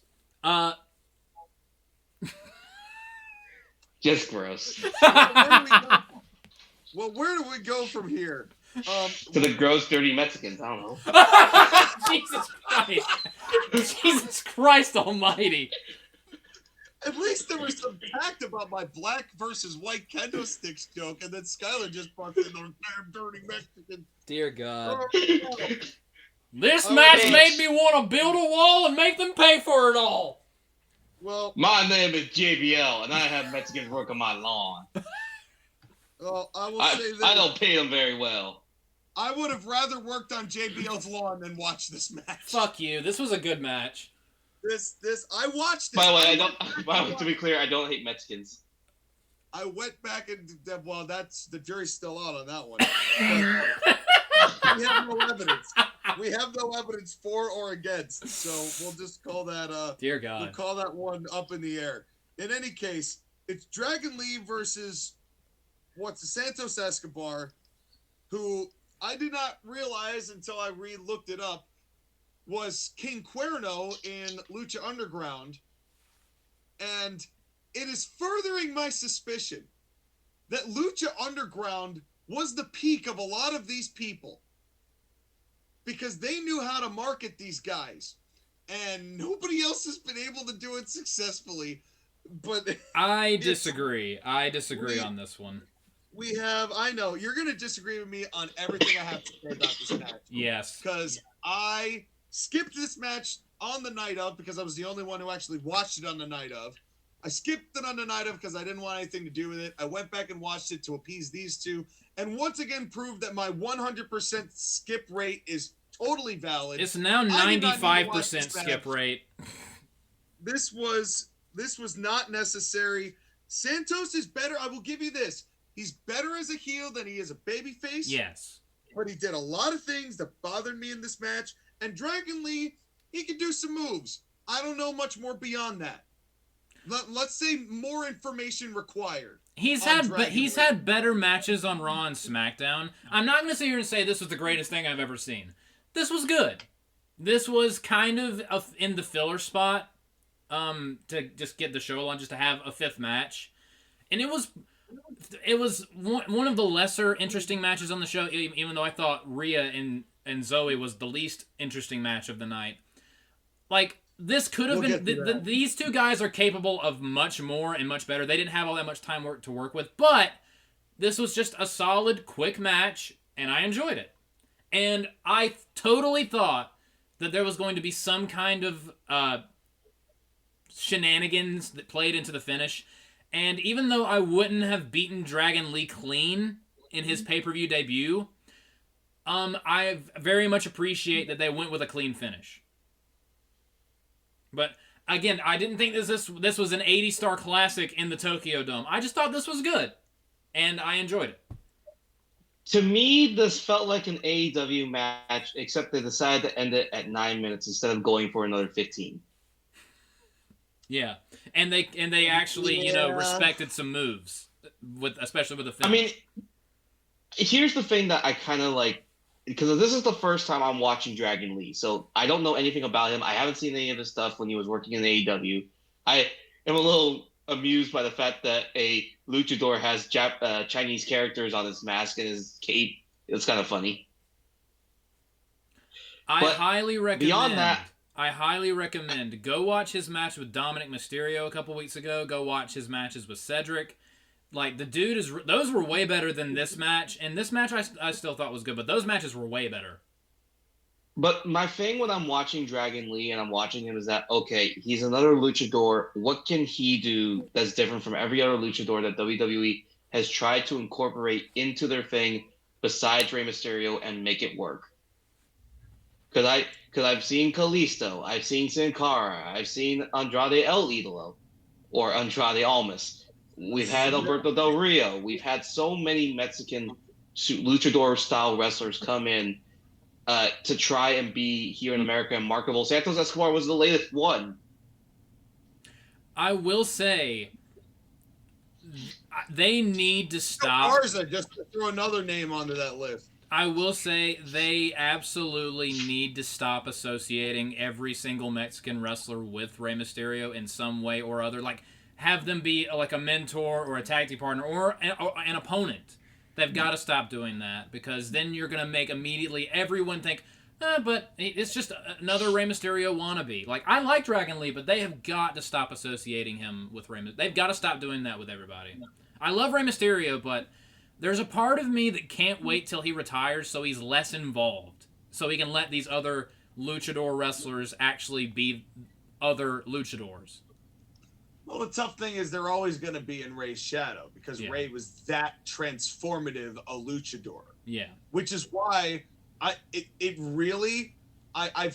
know that it's two different worlds, but I have had the thought, who has long-term longevity been bigger for professional wrestling?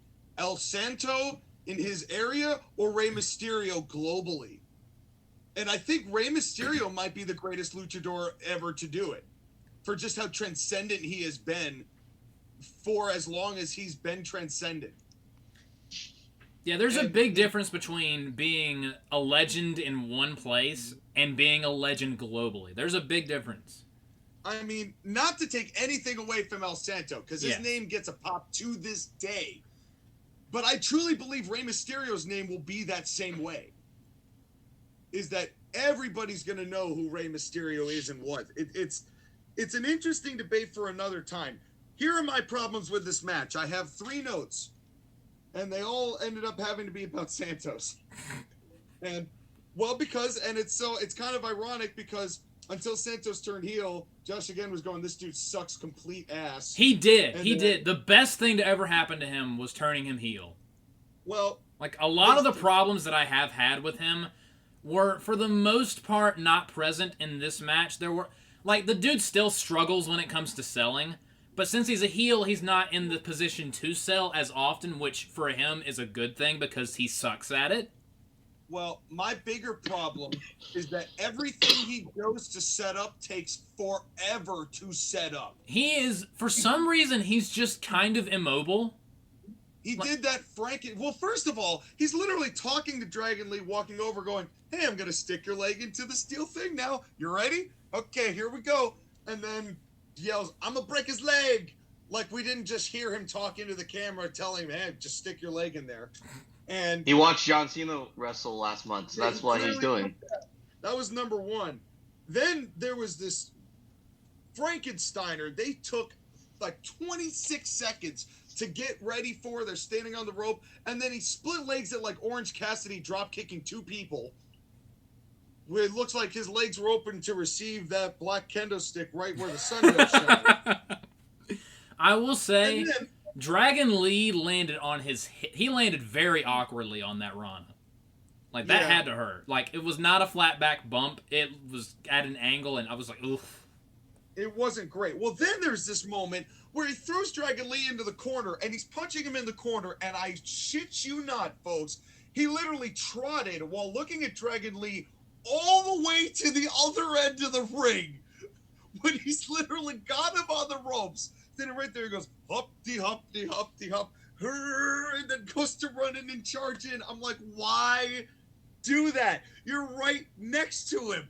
Shoot him into the other corner and then run your ass after him. Why would you back up to the other end of the ring? It made no sense. And it's just, I appreciate the fact that they are trying with Santos Escobar. But to the same point that Skyler made about, I don't see anything about him that makes him special or different than any other Mexican guy they've been trying to get injected into this roster. I don't see it, and he's not that good. My thing is, you know who he kind of reminds me of a little bit? You know how the original Sin Cara really struggled with the lucha, but Americanized lucha style of lucha? And he was great with the lucha style of lucha, but with American lucha, he really struggled. I feel like Santos is also, like, he injures himself a lot less and doesn't botch as much, but he still has the I'm not used to this style kind of clunkiness to him. Yeah. Oh, Which makes definitely. it weird because he was in Lucha Underground, so he was wrestling in America. Granted, it was a Lucha show, but it feels weird to me that we're watching guys who just cannot do the Lucha stuff in America. I don't know what it is. I don't even know if, and that's kind of like the thing with Rey Mysterio and what makes him so special is that nobody can do what he does in mixing the Lucha with the American wrestling. That is true. Yeah, and well, and part of this, I will say, this wasn't necessarily Santos's fault, but because one of the spots I'm sick of seeing is when somebody gets into the Tree of Woe and they sit there and hold the top rope with both arms, and they're literally looking up at the guy who's about to drop kick their goddamn chest in, and they're holding the rope so they can hold themselves up so they can get drop kicked, going, no, don't do it. Even though if they just dropped down, there's nothing to drop kick. Although, To stop. I both agree and disagree with that because, again, they took too long with that to where he was obviously just waiting. I like how brutal it looks, but they need to come up with a way to get to that faster. So well, they used to be able to sell. Well, kind of to your point, Josh, again about Santos doesn't know how to sell. There used to be this a way that you could do this where the guy is down and he's groggy and he's slowly just and he finds a rope and he pulls one side and then he just reaches around. I know exactly what you're talking about. Side. And as he's pulling himself up, then he gets hit. Yes. Instead of, let me hold the ropes. No, don't do it. No, don't do it. I'm holding myself up. Hurry the fuck up. No, don't do it. And that's kind of where. So, yeah, I guess I can blame Santos for that. Thank you, JoshAgeddon. Yeah. Another one that I just disliked about it. The dude is just not good at selling. He does not know how. Yeah. Speaking of selling, though, what was the super kick that Santos gave Dragon Lee and Dragon Lee does a full 360? I loved that. I'm not gonna lie. I thought that looked great. It was. I would have just been fine with the flat back, but why the 360?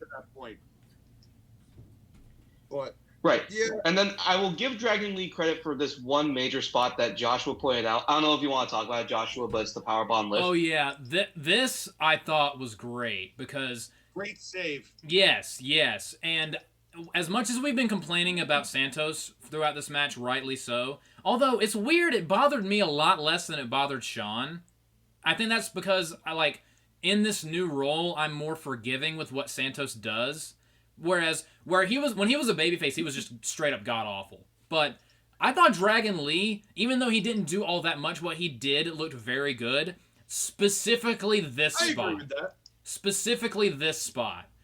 He does this move where they throw a clothesline and he flips over them into a big power bomb. And it normally looks fantastic. And it's normally in one fluid motion and it's just beautiful. Santos, I assume, is a bit of a heavy motherfucker. So, well, for Dragon Lee. Comparatively speaking, yeah. So he tries to get Santos up and he doesn't quite get him. So he leans down a little bit with him, takes a breath, and hoists this motherfucker into the air with all of his strength, and then gives him a power bomb. That power spot was very impressive, and it was a very good save. It was a very good false finish because that could have been a conceivable that's the end of the match thing. Yeah, and it's a good thing because it's better that he didn't rush it, because if he had rushed it, he could have seriously injured Santos. Yes, he was very careful, and he got to showcase that he's also a strong dude. I really, really like Dragon Lee. And yeah, he needs to show more personality, and he needs to have something to do that does not involve Rey Mysterio, but he only debuted, a month ago, so I'm willing to give him some time. Agreed. I mean, honestly, it wasn't Dragon Lee that I really had an issue with in this match. I got you. It's just a shame that Dragon Lee was not Carlito. Yeah, if this was Dragon Lee versus Carlito, dude. No, it was supposed to be Santos versus Carlito. That was the match that we were supposed to get. Fuck Santos. Give us Carlito versus Dragon Lee. Well, by the way, I will say this, and this is not a knock on Dragon Lee, but this is just from my own personal tastes and sensibilities. I would have probably liked Santos's bullshit a lot more had Carlito been the one leading this match. Probably, because Carlito is the veteran. He would have been able to kind of settle Santos down as opposed to getting like the high speed deal that we got. I think there would have been a little bit more American wrestling kind of shoehorned in. Yeah. That would have maybe allowed Santos to improve and maybe find a better way to blend and cross the gap, you know, between Lucha and American wrestling. Carlito would have been a good segue to that. I don't think this helps Santos evolve. Speaking of Carlito and his god-awful new music, is he, like, legit injured? Because they did an injury angle on SmackDown right before this. Is he legit injured? Skyler, you would be one to know. Wow, he's only done one match. I don't know. I mean, like, because when he ran out... Skyler, hold up. Skyler, I have to interrupt you. He hasn't done one match. He's done 3 spots and a pinfall of one match. He did not do that whole match. He pulled a not as well done Randy Orton at Fastlane. Yeah. I guess that's fair. I hear apples in my head. Yeah.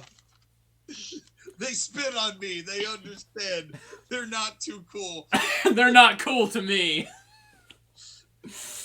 Carlito Orton, our newest TAWTF wrestler. Hey, Carlito and Orton had maybe one of my favorite pay-per-view matches ever at Unforgiven 2006. That match was sick. That match was so good, so underratedly good, which is why I was so disappointed when Dragon Lee got wedged in, which is probably partially why I skipped this, and that's not fair to Dragon Lee, but truthfully, I didn't expect Dragon Lee to come out and whip out the American-style match here with Santos, so it's again, I didn't like it because this match was not made for me. And real quick, and Santos is not very good, and now I agree with JoshAgeddon more now than he agrees with himself. Yeah, it's so weird. We very much switched positions on this. Yes. Well, I know about switching positions, all right. Oh yeah, damn right, buddy. But gross. You're in the middle, my man. But real quick, Thank God the Canadian Destroyer was the finish and not the continuation of the match. I was just about to say, I loved that when he hit the Canadian Destroyer, I was like, oh no. Oh no. And then he picked him up, hit his finisher, and won. And I was like, oh, yay, cool. More of that, AEW. Yeah. My only thing is that the finisher probably would have sufficed without the Destroyer. I have reached the point where I only want to see Ricky Morton do them. He's the only person I want to see do a rope-assisted Canadian Destroyer, and everybody else can just retire the move. But except hey, Petey Williams because it's his. Hey, but the fact that it was now. The fact that it was at the finish, I don't care. If everyone does a Canadian Destroyer and it's like the finish, like if there's like one on every show but it's the finish, fine. My problem would be if they did it and then wrestled for 10 more minutes. Then I'd have a problem. Looking at you, AEW. Yeah, well, you might be the only one looking at AEW now. Yeah. Again, Joshua and the 10 people in his basement. That's yeah. Right. Oh, look at 11th. I see one running around in the yard. And he's Mexican, too. Ability to say no. No, senor. Well, I want to see senor, my family. I want to come out. I want to watch some good wrestling. Why are you fucking making me watch this Continental Classic shit? Don't. Why did I go into an Indian accent? Shut. Don't talk to me about the Continental Classic, please. I can't do Mexican accent. What can I say? Listen, Skyler, JoshAgeddon's allowed to have multicultural hostages. Yes. Right? You don't need to just have one different. Like you can have multiple people. Sean. Whether or not I'm allowed to is irrelevant. I have them. I am the leftover fan from Jeff Jarrett's Indian wrestling promotion. Why are you subjecting me to this? Oh, yes. Ring Cock King. What a time. This is the most culturally insensitive show we've ever done, and I love it. I just love the visual of JoshAgeddon walking down to his basement and seeing whatever hostages he has left and go, man, these hostages are way too white. I need a diversity kid. I don't want the police to think I'm racist, okay? Collecting colored hostages like Infinity Stones.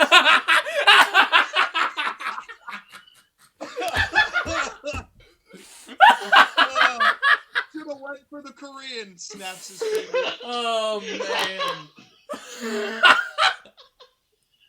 Oh, man. Oh. Man. I don't want to get canceled on X, okay? Not getting canceled on X is my end game. Yeah.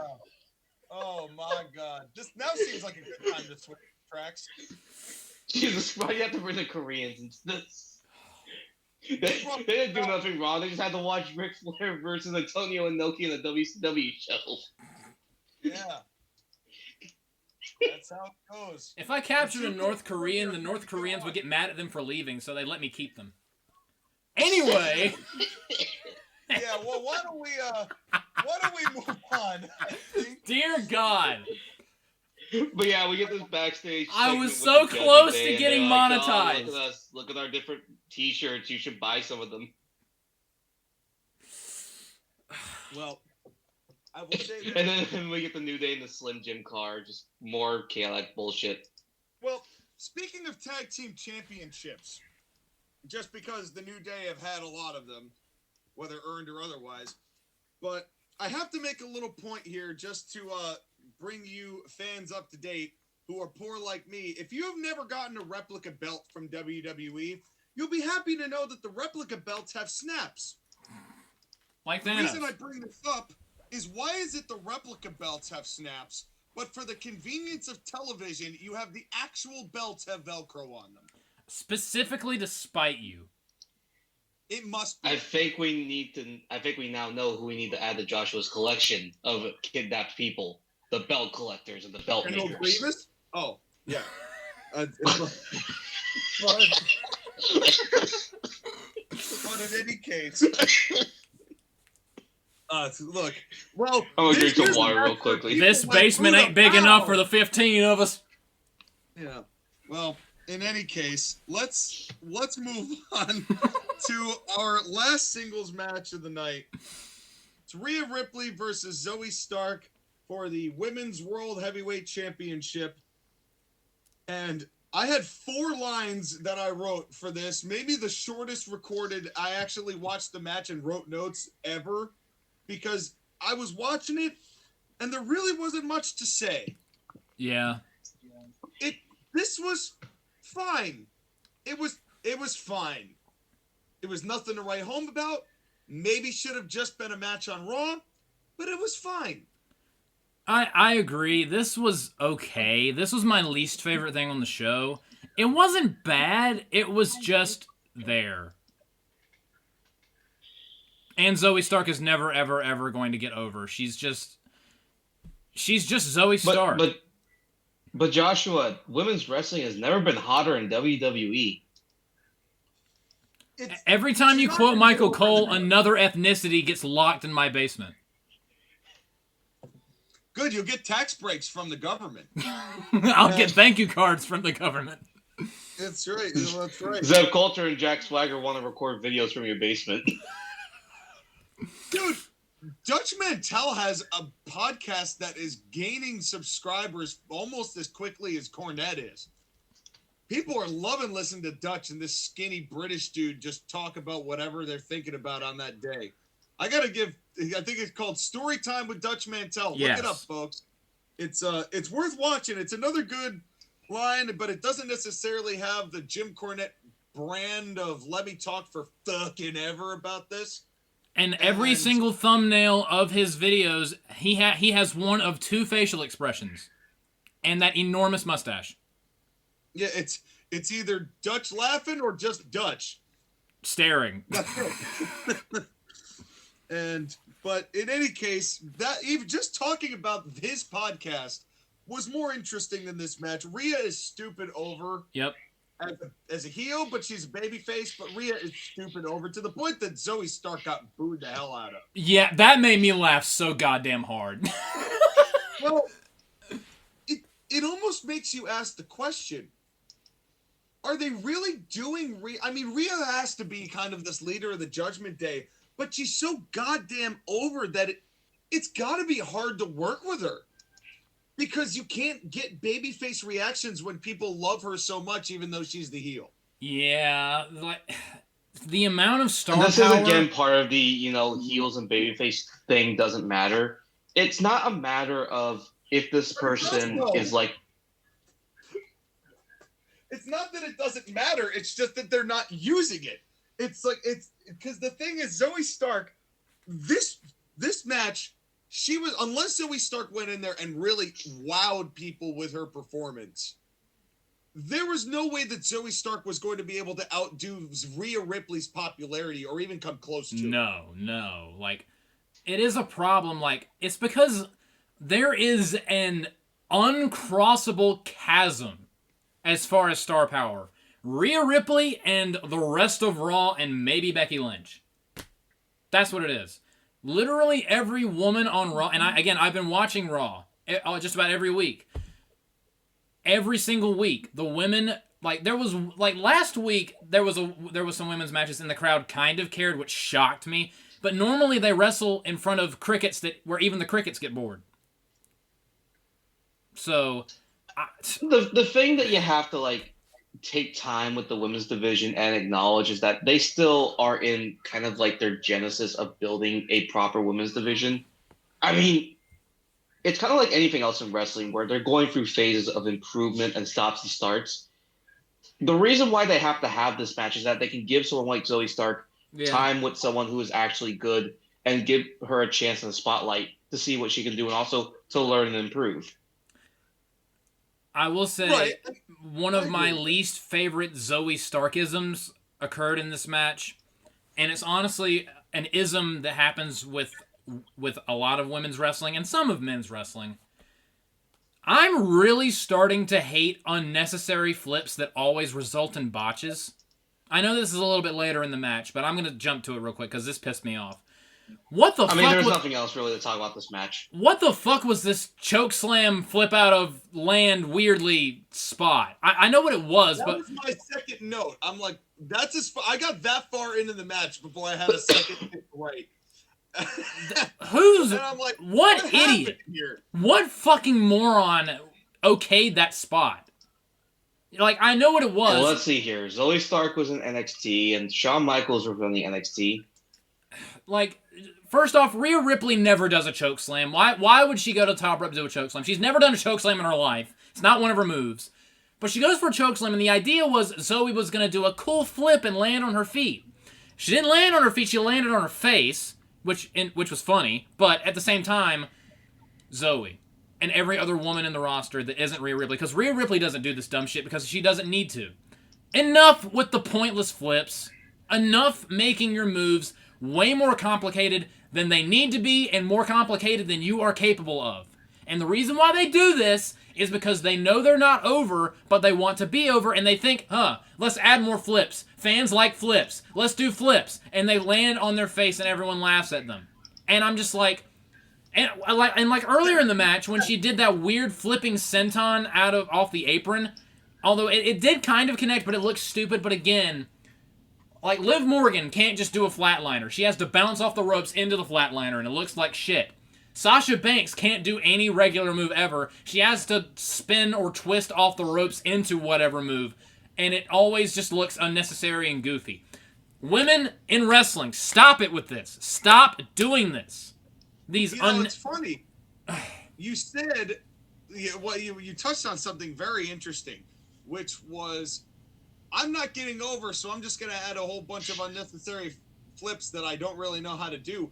That's how AEW started. Honestly, at AEW, that is a men and women problem. In WWE, it's like in WWE, the men know better because the men it's easier for them to get over. But with the women, they do it all the time. Except Becky Lynch doesn't do it because she doesn't need to. Charlotte does. Yeah, Becky Lynch does the thing where she does the leg drop to the back of someone's neck that never looks good. That is true. She does that. But that doesn't bother me as much because honestly, for me, that looks good sometimes and looks bad other times. It depends on who she's wrestling. But, like... Yeah, I just... Stop it with the unnecessary flips. When she does it, that doesn't help.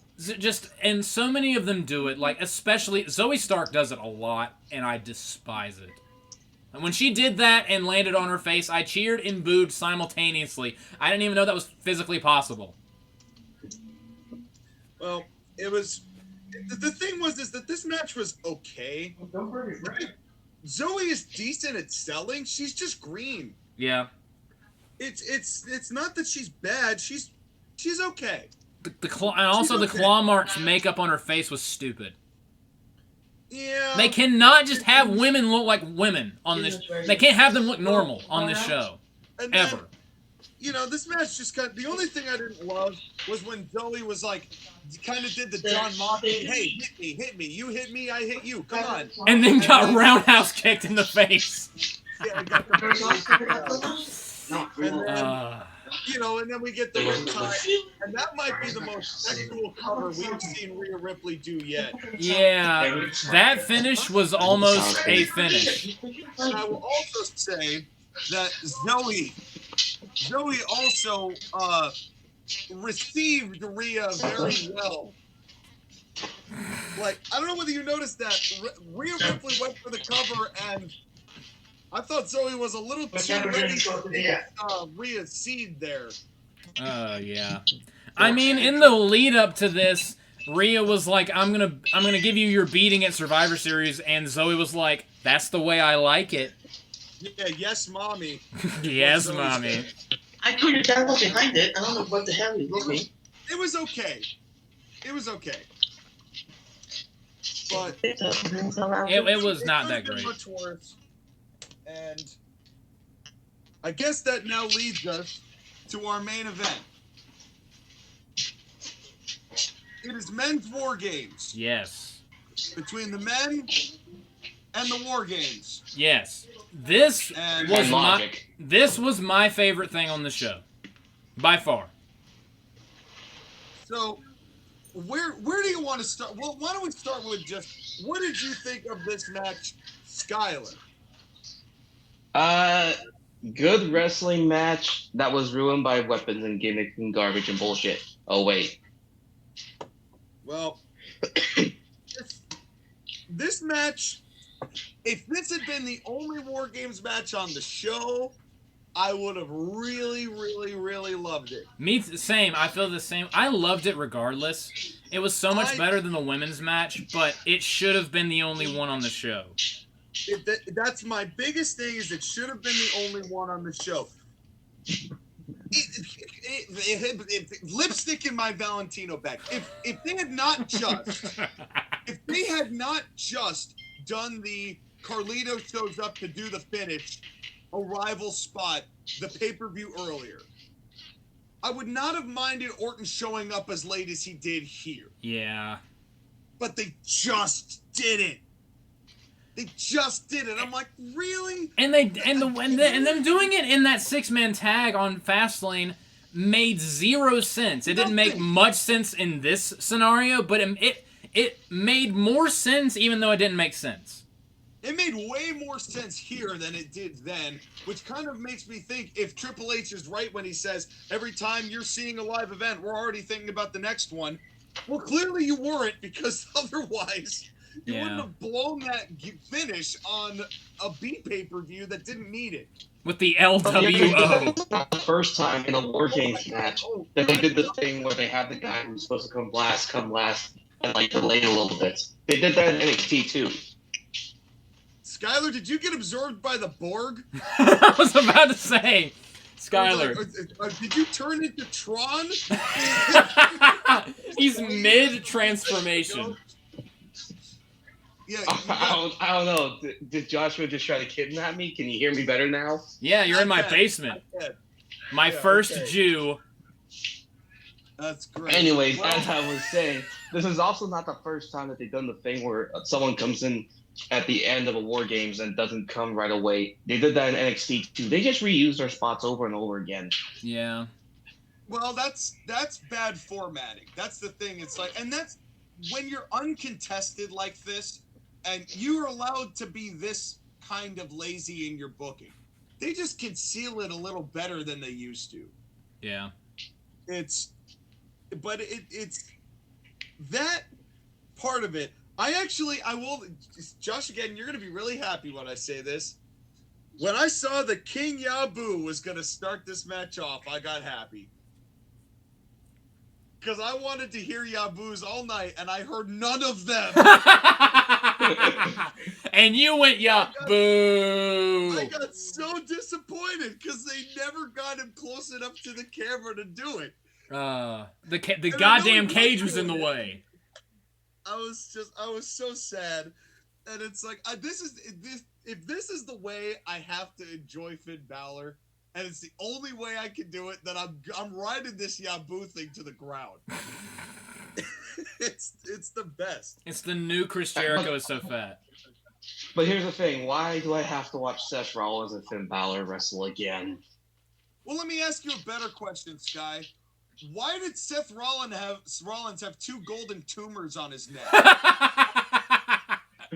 Because this was the most recent episode of What the Fuck is he wearing? That you saw him put on in the backstage angle beforehand. It's like, hold on, let me put on my golden testicles. All right, let's go hop on out there. Jesus. Yeah, you know the Miz and his tiny balls? No, I have big balls. I have wear them big on my ears. I have big balls on my shoulders, brah. Yeah, talk about a chip on your shoulder. Those were massive. Those were the jumbo ruffles. Yeah, seriously. I'm surprised they did not have the Ruffles logo on them. Yeah, just comes out in a giant ruffle bag. You know what? He should have opened them up and Ruffles came out of them. There we go. Now we're really starting to think we're cooking here. Wait, how do you know I'm making dinner? Finn Balor grabbing a bag of Ruffles, and every single time he puts one in his mouth, he goes, "Ya boo crunch, ya boo crunch." Yeah, oh, that'd be great. That'd be great. Well, the next thing I wrote was I was really hoping they wouldn't bring Orton in 2/3 of the way in. And that's exactly what they did, and that's fine. But then, of course, we get the hardware pit stop. Yeah. Even though the heels have the advantage this time, we have to have the hardware pit stop. But at least this time the baby faces are the one that got the table, and I'm going to. Well, then we get if the crowd wants the fucking goddamn tables and you're a babyface, grab them. If you're a heel, don't grab them. You fucking dipshits. I'm upset.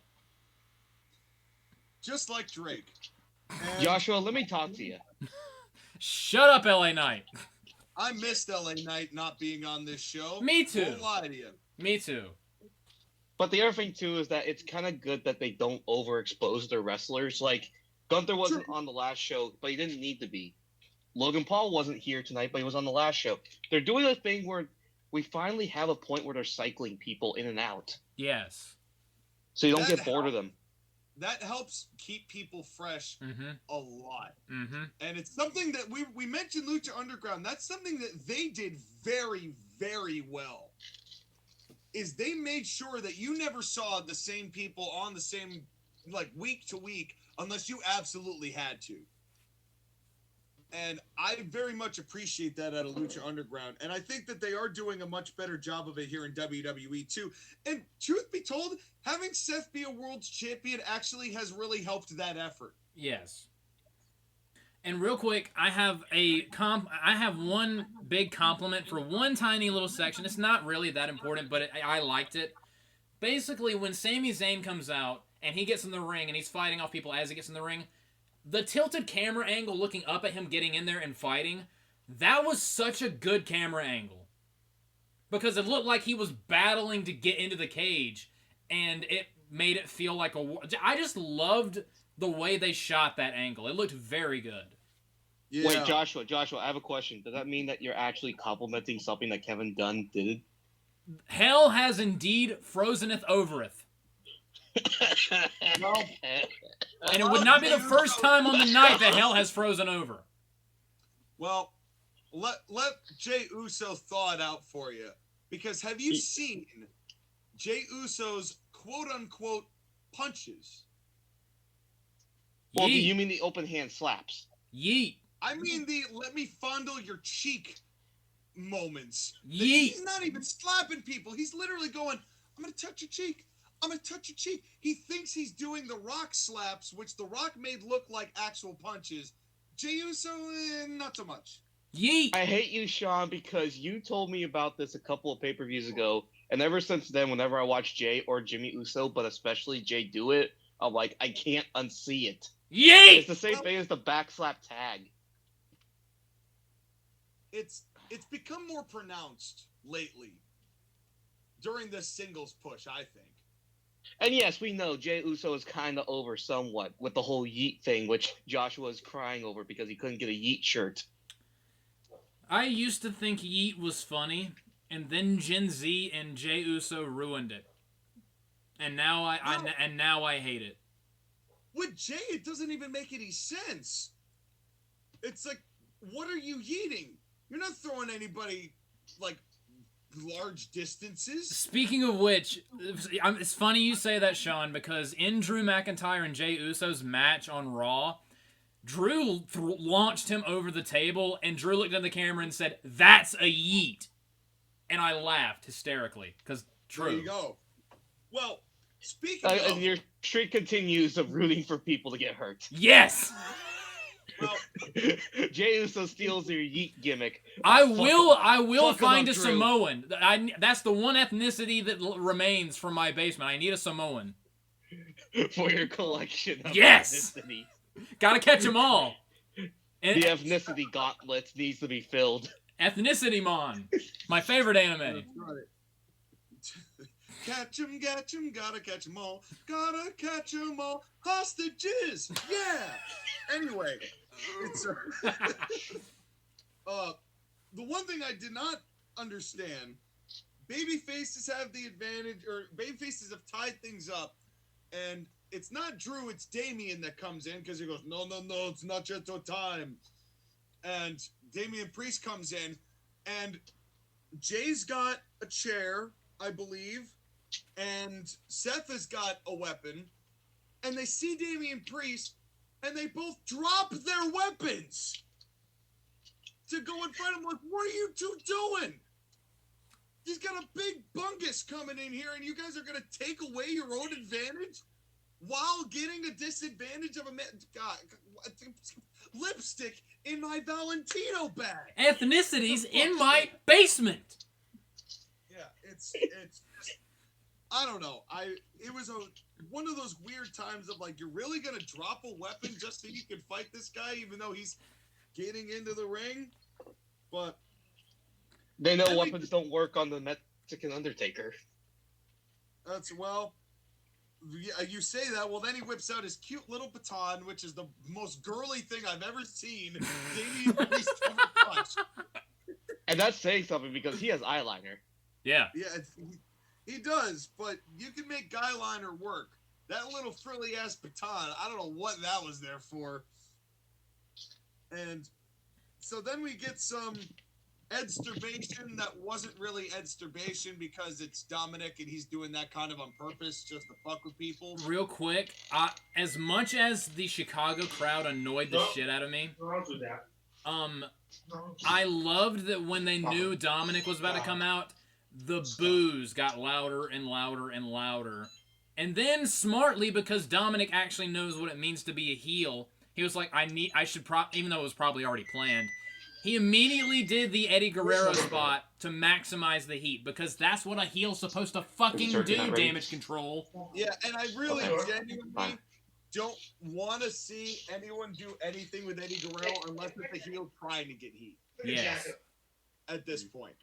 Because I think it's just kind of gotten too much otherwise. And I loved also when the baby faces surrounded him and the crowd's mood immediately changed and they cheered when they beat the piss out of him. I loved that. Yeah, He was cornered, and then the fight kept going. And here was my logistical question when it comes to the logic behind this. Randy Orton may or may not be here. But if Randy Orton didn't show up and they just waited, like, when do you know the bell's supposed to ring to start the match? Like, you're asking questions that you shouldn't be. I was about to say, those are one of those questions you're not allowed to ask, Sean. It's not allowed. But, like, if the whole concept is, like, yeah, they kept the clock running to go down, like, presuming Orton would be there, but, like, if he wasn't there, do you start the match then anyway, or do you just go I don't know. Maybe it's he knows way too much, Joshua. I think it's time we put him in the basement. It's yeah. Joke's on you. I'm already in the basement, brother. Yeah. And with my own set of hostages. But in any case, it's a bunch of white women that look like Rhea Ripley. But I won't lie, they are in fact all white. That's I knew it. So this was too long. But it's the smaller lips. But in any case, gross. I'll tell you what's gross: big, fat, gigantic, sweaty, slobbery lips. Anyway, it was way too long of a setup on that triple choke slam. It took too long, and they all waited, going, "All right, ready? 1, 2, 3, triple choke slam." And all of those spots, anything that involved all 5 people doing 5 things or like multiple, any of that Tower of Doom stuff, it's just too much setup. You mentioned Tower of Doom. I will say, thank you WWE for not doing a single Tower of Doom spot the entire night. Thank you, because I would have had an aneurysm. Especially because WarGames, they like to do the Tower of Doom spots. Yes. Yeah. Well, they made up for it with the triple choke slam and the 5 DDTs. Okay. Or the jumping off of the ring thing, or the what do you call it? The stupid. What was that? The Randy Orton. You already mentioned it. Whatever. I loved the quintuple hanging DDT. That made me so happy because I am a Randy Orton mark. Well, let's talk Randy Orton for a second, because I didn't know what he was going to look like after back fusion surgery. Dude. It goes to show that Randy Orton, we always complained about how boring he was, but long term, it was smart that he was, because he's able to come back from back fusion surgery with minimal problems because of how safe he took it for the years leading up to this. To clarify how much y'all have complained about him being... I've never thought Randy Orton was ever boring, ever. But then again, I'm a huge Randy Orton mark, so... It wasn't that Randy Orton was boring. It was the "how can I miss you if you won't go away" thing. Like, he had been there for so long. I will say... Yes, him being gone for a year and a half... I mean, it sucks that it took a back surgery to do it, but... Again, absence makes the heart grow fonder, and it made me so happy to see him back. But not just bad, but also jacked to the fucking gills. Motherfucker was yoked. Yeah. But the pop he got... Yes. ...was great. Yes. I was so happy for him. And that little wink into the camera was just, I've missed this dude. And my favorite part of him... Not only just that, but again, his personality, the way that he carries himself, the way that he wrestles, and the way that Randy Orton looks. Like, this is a dude who looks like he's in his mid-30s still. He still looks fantastic. I'm glad that he got rid of that beard, because that beard made him look older. And you know what else they got rid of? No Matt Riddle. What? Hallelujah. It really helps us. No Matt Riddle and rest in peace, but no Bray Wyatt. Yeah. Randy Orton's future is bright. Yes.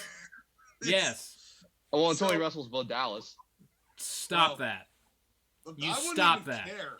I would not even as care. Uncle Howdy. And I don't hate Matt Riddle, but the RK Bro stuff, I enjoyed it at the beginning, but after a while I was like, I wish Randy Orton would do something else. Yeah, it was, but then I got Michael Cole's worst call of the night, because they do the 10-person DDT, and Michael Cole says, "Vintage WarGames." How? How is that vintage WarGames? I get using it vintage Randy Orton, but when has that ever been done in WarGames ever? Oh yeah, I forgot when Dusty and Hogan did it. How could I forget when they did an 8-person draping DDT? Y'all remember when Ric Flair pounded the mat before giving someone an RKO? Vintage WarGames. Of course, yeah. He pounded the mat before he put someone in the figure 4. Oh, man. Well, but in any case, then they do the big RKO spot that we've never seen before. Yes. JD McDonough ran like a little bitch, which is fine, because he wasn't afraid to forfeit because he was trying to save his own ass. They didn't let him. It was a nice RKO, and it was probably the softest thing that Randy Orton could do that made it look different than anything he'd ever done before. True. Very, very Which true. is good, because he's easing his way back from back fusion surgery. Yeah. So, I give a lot of props for the way that this finished. And then the finish of this match was spot on perfect. Agreed. And the camaraderie and brotherhood between Randy and Cody, it just puts a smile on your face. And the way Randy Orton was like along beating with his the chest. original tease earlier of Randy Orton attacking Jey Uso. I like that. I mean, again, trying to throw fans off and maintaining continuity with the reason why Randy Orton, the kayfabe reason why Randy was gone for so long. It was smart of them to include that. And that's the thing, is that for tonight it worked, but going forward, Jey Uso may have an RKO coming for him. Probably. It is definitely possible. But you know why I liked this finish so much? This finish proved something about WWE's booking. You can have the crazy match, you can have the big return, but at the end of the day, Cody gets the pin. Yep, exactly. Priority. But it's not just who. Still on this prize. But it's not just Cody pinning, but who did Cody pin? Mr. Money in the Bank. Who was the quote-unquote leader in charge by Rhea Ripley. Yep. And that's where I think things got I really appreciated that. Because that showed that they're still focused on what they're trying to do with Cody Rhodes. They're still keeping him as strong as they can while keeping him away from Roman for the moment. Yes. And setting up Damian Priest in the Judgment Day for more stuff to happen because they lost this match. You know that mommy ain't going to be happy. Well, they might have found a new leader in about 25 seconds after this match ended. Okay, now it's time for all of us to address the elephant in the room. The Pepsi-fueled elephant in the room. Sean, I need to tell you something. I was wrong. Give me your balls. Put them in my mouth. About what? About CM Punk coming back. So, as far as he wasn't coming back, or the way that you feel now that he has come back? No, I didn't think he was ever going to come back. I was convinced that he was not going to come back. And I was wrong. So, well, and you called it, and you said you're going to love it when I stick my balls in your mouth when I'm proven right. You were proven right, so now I'm ready to receive. Well, I know you are. But I'm going to go ahead and show some restraint here, mostly because I need hernia surgery. But it's the thing about this, and we'll go around the room and talk about what we think this means for WWE. But they pulled an oldie but a goldie. Yes. As far as their finish here, is because they do the bottom right deco graphic where it's 2023. They do the wide shot. You think it's over. Orton's the only return. And then the music plays. And the Chicago crowd go banana.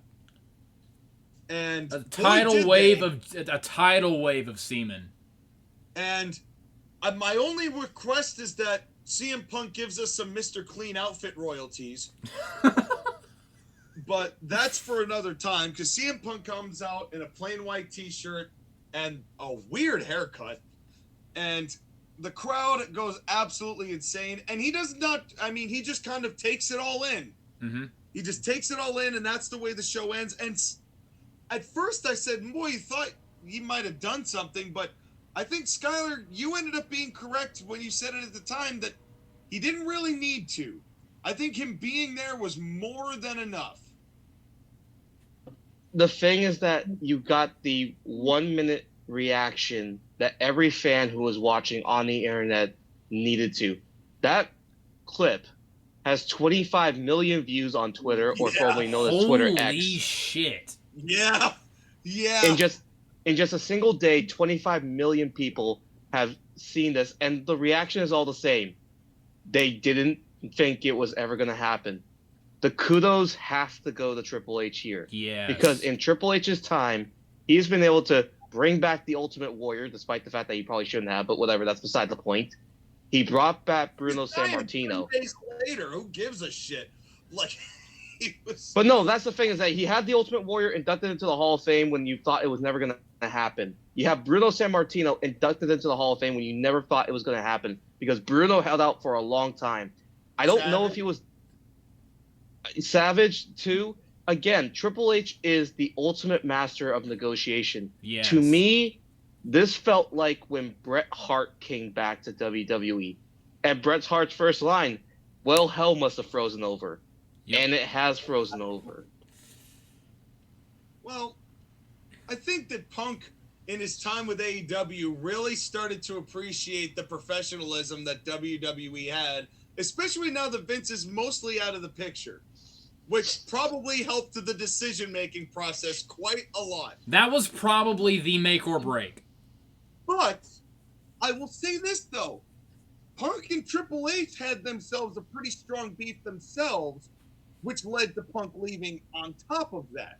So this was Triple H's really first personal test about personal animosity with somebody and overcoming that for the betterment of the business. And I think that that is a testament to what Triple H has really accomplished and really what Triple H is capable of in this position going forward. Agreed. Well, may I please read the response that Triple H had in his press conference after when he was asked by the assembled media about CM Punk's return? Yes, I go ahead. love what he said here. All right. And these are his words, not mine, so I'll just read this very quickly.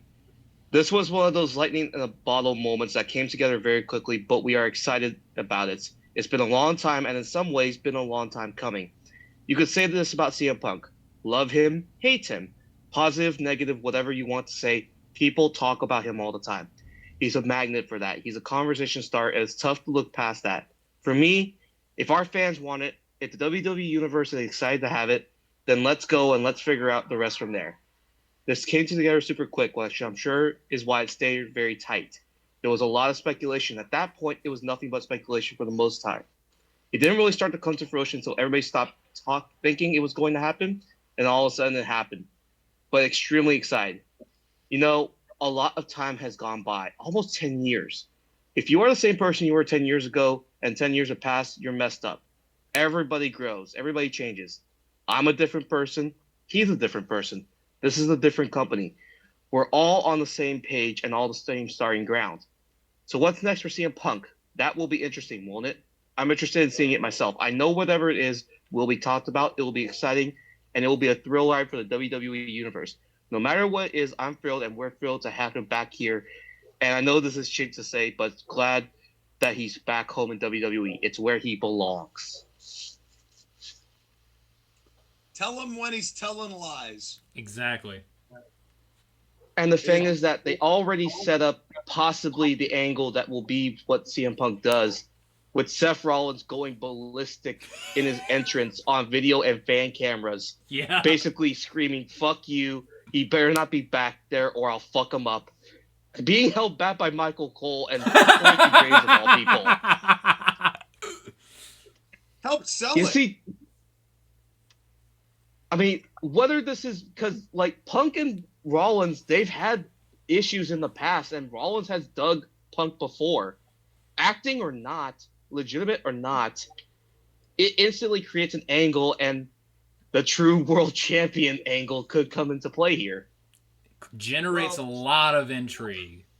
And the big difference here is that you know that Seth Rollins, for hook or crook, is going to be professional about the business. Yes.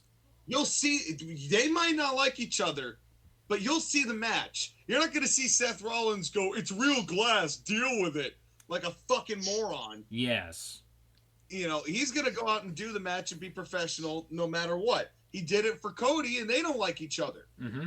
He put Cody over 3 times. Well, two times clean, 1 time with the hand on the tights, but he put Cody over clean. Well, you know what I'm trying to say. I'm having a stroke. He took care of Cody Rhodes when Cody Rhodes decided to wrestle a Hell in a Cell match with a separated pec from his body. Yes.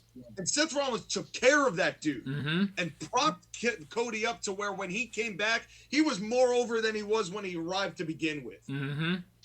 That is a true that's why I respect Seth so much. He will put that personal shit aside. And he knows how to do it, and he does it for people, knowing that it benefits everybody in the long run.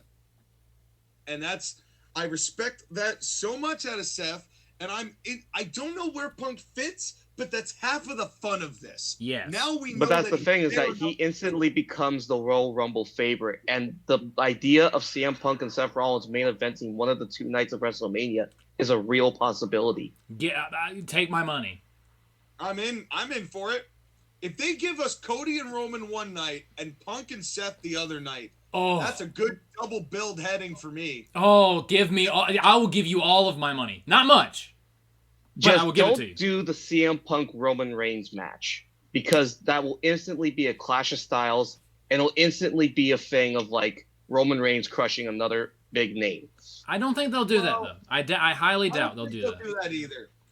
And that's kind of the hope we have to have, is that Triple H knows what he's doing. I think we're safe because, I mean, even though they don't really care about the brand split, Roman Reigns is on SmackDown and Punk is clearly going to be on Raw. Well, and the other thing too, if Vince were in control of this show, I'd have no faith that they wouldn't do the dumb thing. Yeah. Triple H has proven he'll do some dumb shit. That's booking, right? Yeah. That's part of booking. He'll do some dumb shit, but I trust him to not do the really dumb move more than I trust him to not to do the really dumb move the way I basically guaranteed it with Vince running in charge. But for the both of you, can I rattle off names? All right. Yes. Am I allowed to rattle off names for a second? Yes. Yeah. So Seth Rollins, Cody Rhodes, CM Punk, Randy Orton, LA Knight, Brock Lesnar when he comes back, because Brock Lesnar's coming back. As a babyface, yep. We know John Cena's in Hollywood, but he's a phone call away. Yep. Think about this roster now. With Punk and Randy back, this roster instantly gets a shot in the arm, which kind of needs it. Yep. Because now we have more star power on this roster, and it gets better and better. But there's one problem. Yeah. We need more heels. We need more standalone, gets good heat heels. Because we've got Roman, who does the deal. You get the Roman package, the whole Roman package. You have the Judgment Day, and you get the whole Judgment Day bloodline and training package. And you get Dominic, who's the one who gets the real intense actual heat. Yeah. But here's the thing, Sean, is that Randy Orton is just one Punk kick away, and CM Punk is one smarmy promo away. Well, this is kind of what I said when I kind of alluded that if Punk leads the Judgment Day. But it's like, I think they need Punk more as a heel than they do a babyface. They just couldn't have him come as a heel in Chicago. Yeah. But do I think for a second that they won't capitalize on that, seeing how Punk was starting to turn in AEW as it was? I think that there is a really good chance that we're going to see that develop. But to your point, Sky, there are real, legitimate, money-drawing stars in WWE, and all it took was Vince McMahon being just a little less involved. Like we were saying for the better part of 20 years prior to that point. It's so weird that this is actually happening. Like, sometimes it feels like not even... It feels like both Hell and the Lake of Fire and Hades from Greek mythology. It feels like every variation of the underworld is freezing over collectively. Well, until Kevin Dunn's fired, it won't be frozen completely. Yes. But it'll just be shot in a weird way with quick camera cuts. Now, because there's always going to be format problems with WWE the way that it stands, right? But if you let those go aside, Triple H is doing WWE format better than Vince has in probably the last 15 years Vince was booking. True. May I give my thoughts on this whole development, seeing as how I was the biggest Punk fan of the three of us? Go for it. Okay, so I have a lot of thoughts on this. Again, as I mentioned, I did not think this was ever going to happen, and I was honestly staring at my TV in complete disbelief. Like, I could not believe what I was watching. I have multiple thoughts on this. Mainly that it's a shame how Punk and AEW had to part ways, although most of that is Tony Khan's fault. This is a devastating blow for AEW. I don't think this is going to be the final nail in the AEW coffin, but if and hopefully when AEW goes under, this will be one of the nails. Their fumbling of what was, like Triple H said, lightning in a bottle. This is an absolute just embarrassment. Like, they got CM Punk out of his quasi-retirement of 7 years, and they ruined it. They let him slip through their fingers. And think about this. If it wasn't for AEW, CM Punk might not have come back to WWE, which is weird to think about. Because I feel like a lot of this, and I don't think he'll say it, but I feel like there is a significant part of this where he's doing this to spite AEW. And I don't blame him, because the way things ended was very, very embarrassing. And I said he was my favorite, and I still feel that way, but I didn't think he was going to come back, so I was like, I kind of don't want him to come back, because I was kind of annoyed with how he conducted business with his exit from AEW, both of his exits from AEW. But now that it's actually happened, and it's happening, I am going to give him the benefit of the doubt. I'm not going to say, oh, he's magically my number one favorite again. That's Gunther. I'm going to give him a chance. I'm going to sit back and watch what happens. But this is absolutely his last chance. Punk and WWE, please don't fuck this up. Please do not fuck this up.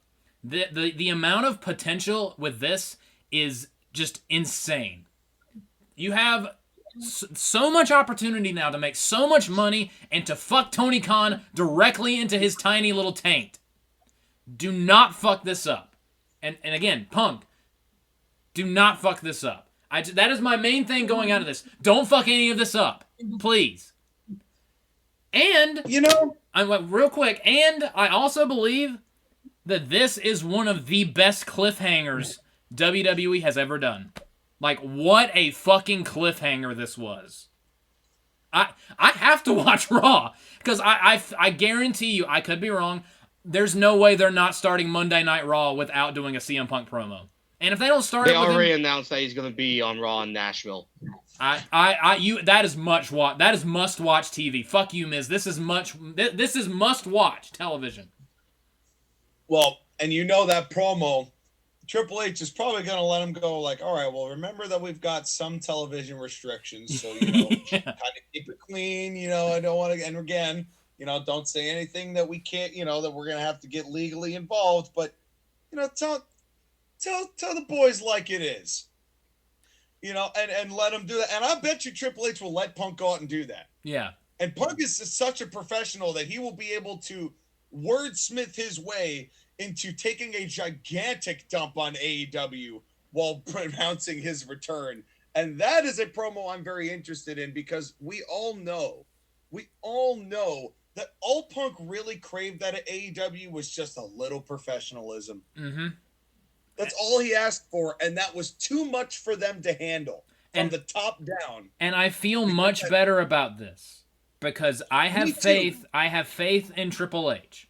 The reason why everything fell apart in AEW is because they have a giant pussy in charge of that company that does nothing but drugs and sucks the dicks of EVPs. Too, when you have to think about it, is that Cody went from AEW to WWE, and that has turned out to be extremely successful. Jury is still out on Jade Cargill, but we're going to see what they do with her. But so far, they're protecting her and not giving her to the Wolves. It's now like Cody knew. And his reaction has already been massive. Yeah. If things work out for CM Punk and they work out for Jade Cargill as it has for Cody, even a tenth of what Cody's gotten, we're going to see more defections, especially from people who are more professional minded. Good. Well, think about who's next on the AEW release list. Whose contract's coming up at the end of the year? MJF says he's already resigned, so it is what it is. I don't know that for sure. I will allow you to hold out hope, Sean. I don't think it's a sure thing, but I don't think it's impossible. It could CM Punk just came back to WWE. Anything's fucking possible. Well, just Bobby Lashley. Just do me a favor. Just Bobby Lashley. Just do me a favor. Just sign Powerhouse Will Hobbs. Have him destroy the Street Profits. Please. Have him be your protege, and then have him turn on you because he doesn't like you and steal more ideas from me. Here's the way I'm gonna phrase it. Nobody in AEW, it will be in AEW forever. They're all coming back. At this point, they're all coming back. For as much as Jericho says, I'll never go back to WWE, you watch who is man number one that knocks on WWE's door when AEW goes under. Man number one, he's going to be sitting at Triple H's desk within the hour that company announces it's not going to be running shows anymore. Jericho's going to be right there to get right back into that good graces. I guarantee you that. Dude, I want more than anything to be a fly on a wall when Tony Khan found out that Punk is back in WWE. He has got to be. I'm sure he was watching him marking out along with the rest of us. Because I bet you're right. Yeah. I bet you're right, Sky. Yeah. Now, here's the thing, is that I am preparing the final stages of my dinner, so can I give my review and then go grab my dinner? Yes, we've talked a little bit about this for long. We're going to happily absorb the tears and lick them from Tony Khan's face. Yes. So let's get to and sell them for $500 like Rhea Ripley. That's right. That's right. So, let's go through the ratings. Skyler, why don't you go first? Well, I'm getting ready to shove turkey and mashed potatoes down my throat. Happy Thanksgiving, everybody. And hope everyone in your family's doing well.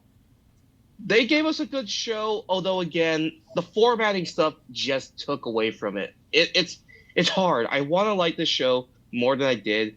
But, again, I've seen the gimmicks. I'm tired of the gimmicks. Can we get away from the gimmick matches? Please and thank you. And normally, if nothing else had happened, I would give the show a 5 out of 10 because I thought it was a middling show. But the CM Punk return instantly gives a 2-point bonus and makes it a 7 out of 10 show. Just for that last 60 seconds of gloriousness. Let's see what happens. The next show is the Royal Rumble. That's 2 months from now. Let's see if they can sustain this and build to it. Because the Rumble is going to be the main event where we see what they truly plan on doing for WrestleMania. Mm-hmm. JoshAgeddon? I loved this show.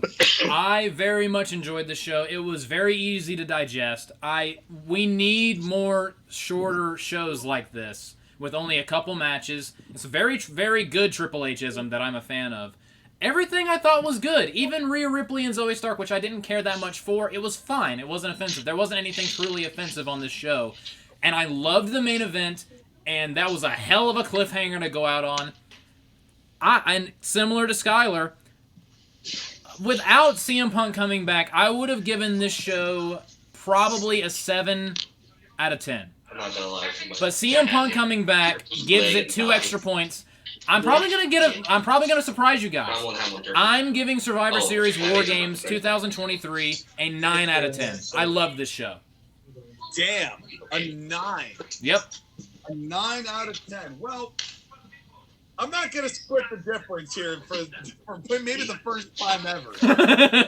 Skyler's not the only one that's tired of gimmicks. Well, yeah, I'm going to change up a little bit. I mean, I usually show.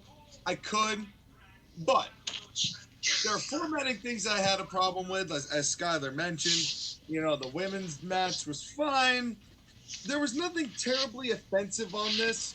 I actually think that I would have probably given this a higher rating had I not gone back to watch the Escobar Dragon Lee match, to tell you the truth, because then I got the full scope of it. But it was a good show. There was nothing horribly offensive about it, and both returns were valuable in their own way. You know, and I think that Orton's was not overshadowed by Punk at all, because Orton got to do his physical stuff and still like contribute to the match and kind of absorb that. And I think that it works for both of them the way that both of these were handled. I'm going to give this a 7.5. Okay. With a great ending, great ending to the show, good finishes. It's what you want out of a pay-per-view like this heading into WrestleMania season. Not a bad show to end the year off on. All right. Well, good job, lads. We did it. It took forever, but we did it. I must now attend to my basement because they're trying to escape. That's right. So while Skyler goes and eats his food and Josh... I'm still looking for the ruffles, damn it. Where are the ruffles? And, My slaves got them! Give those ruffles back! All right, well, while JoshAgeddon goes and wrangles up his hostages, we're going to go ahead and take a short commercial break. We'll be back, whenever. See you, folks. You can't escape from me!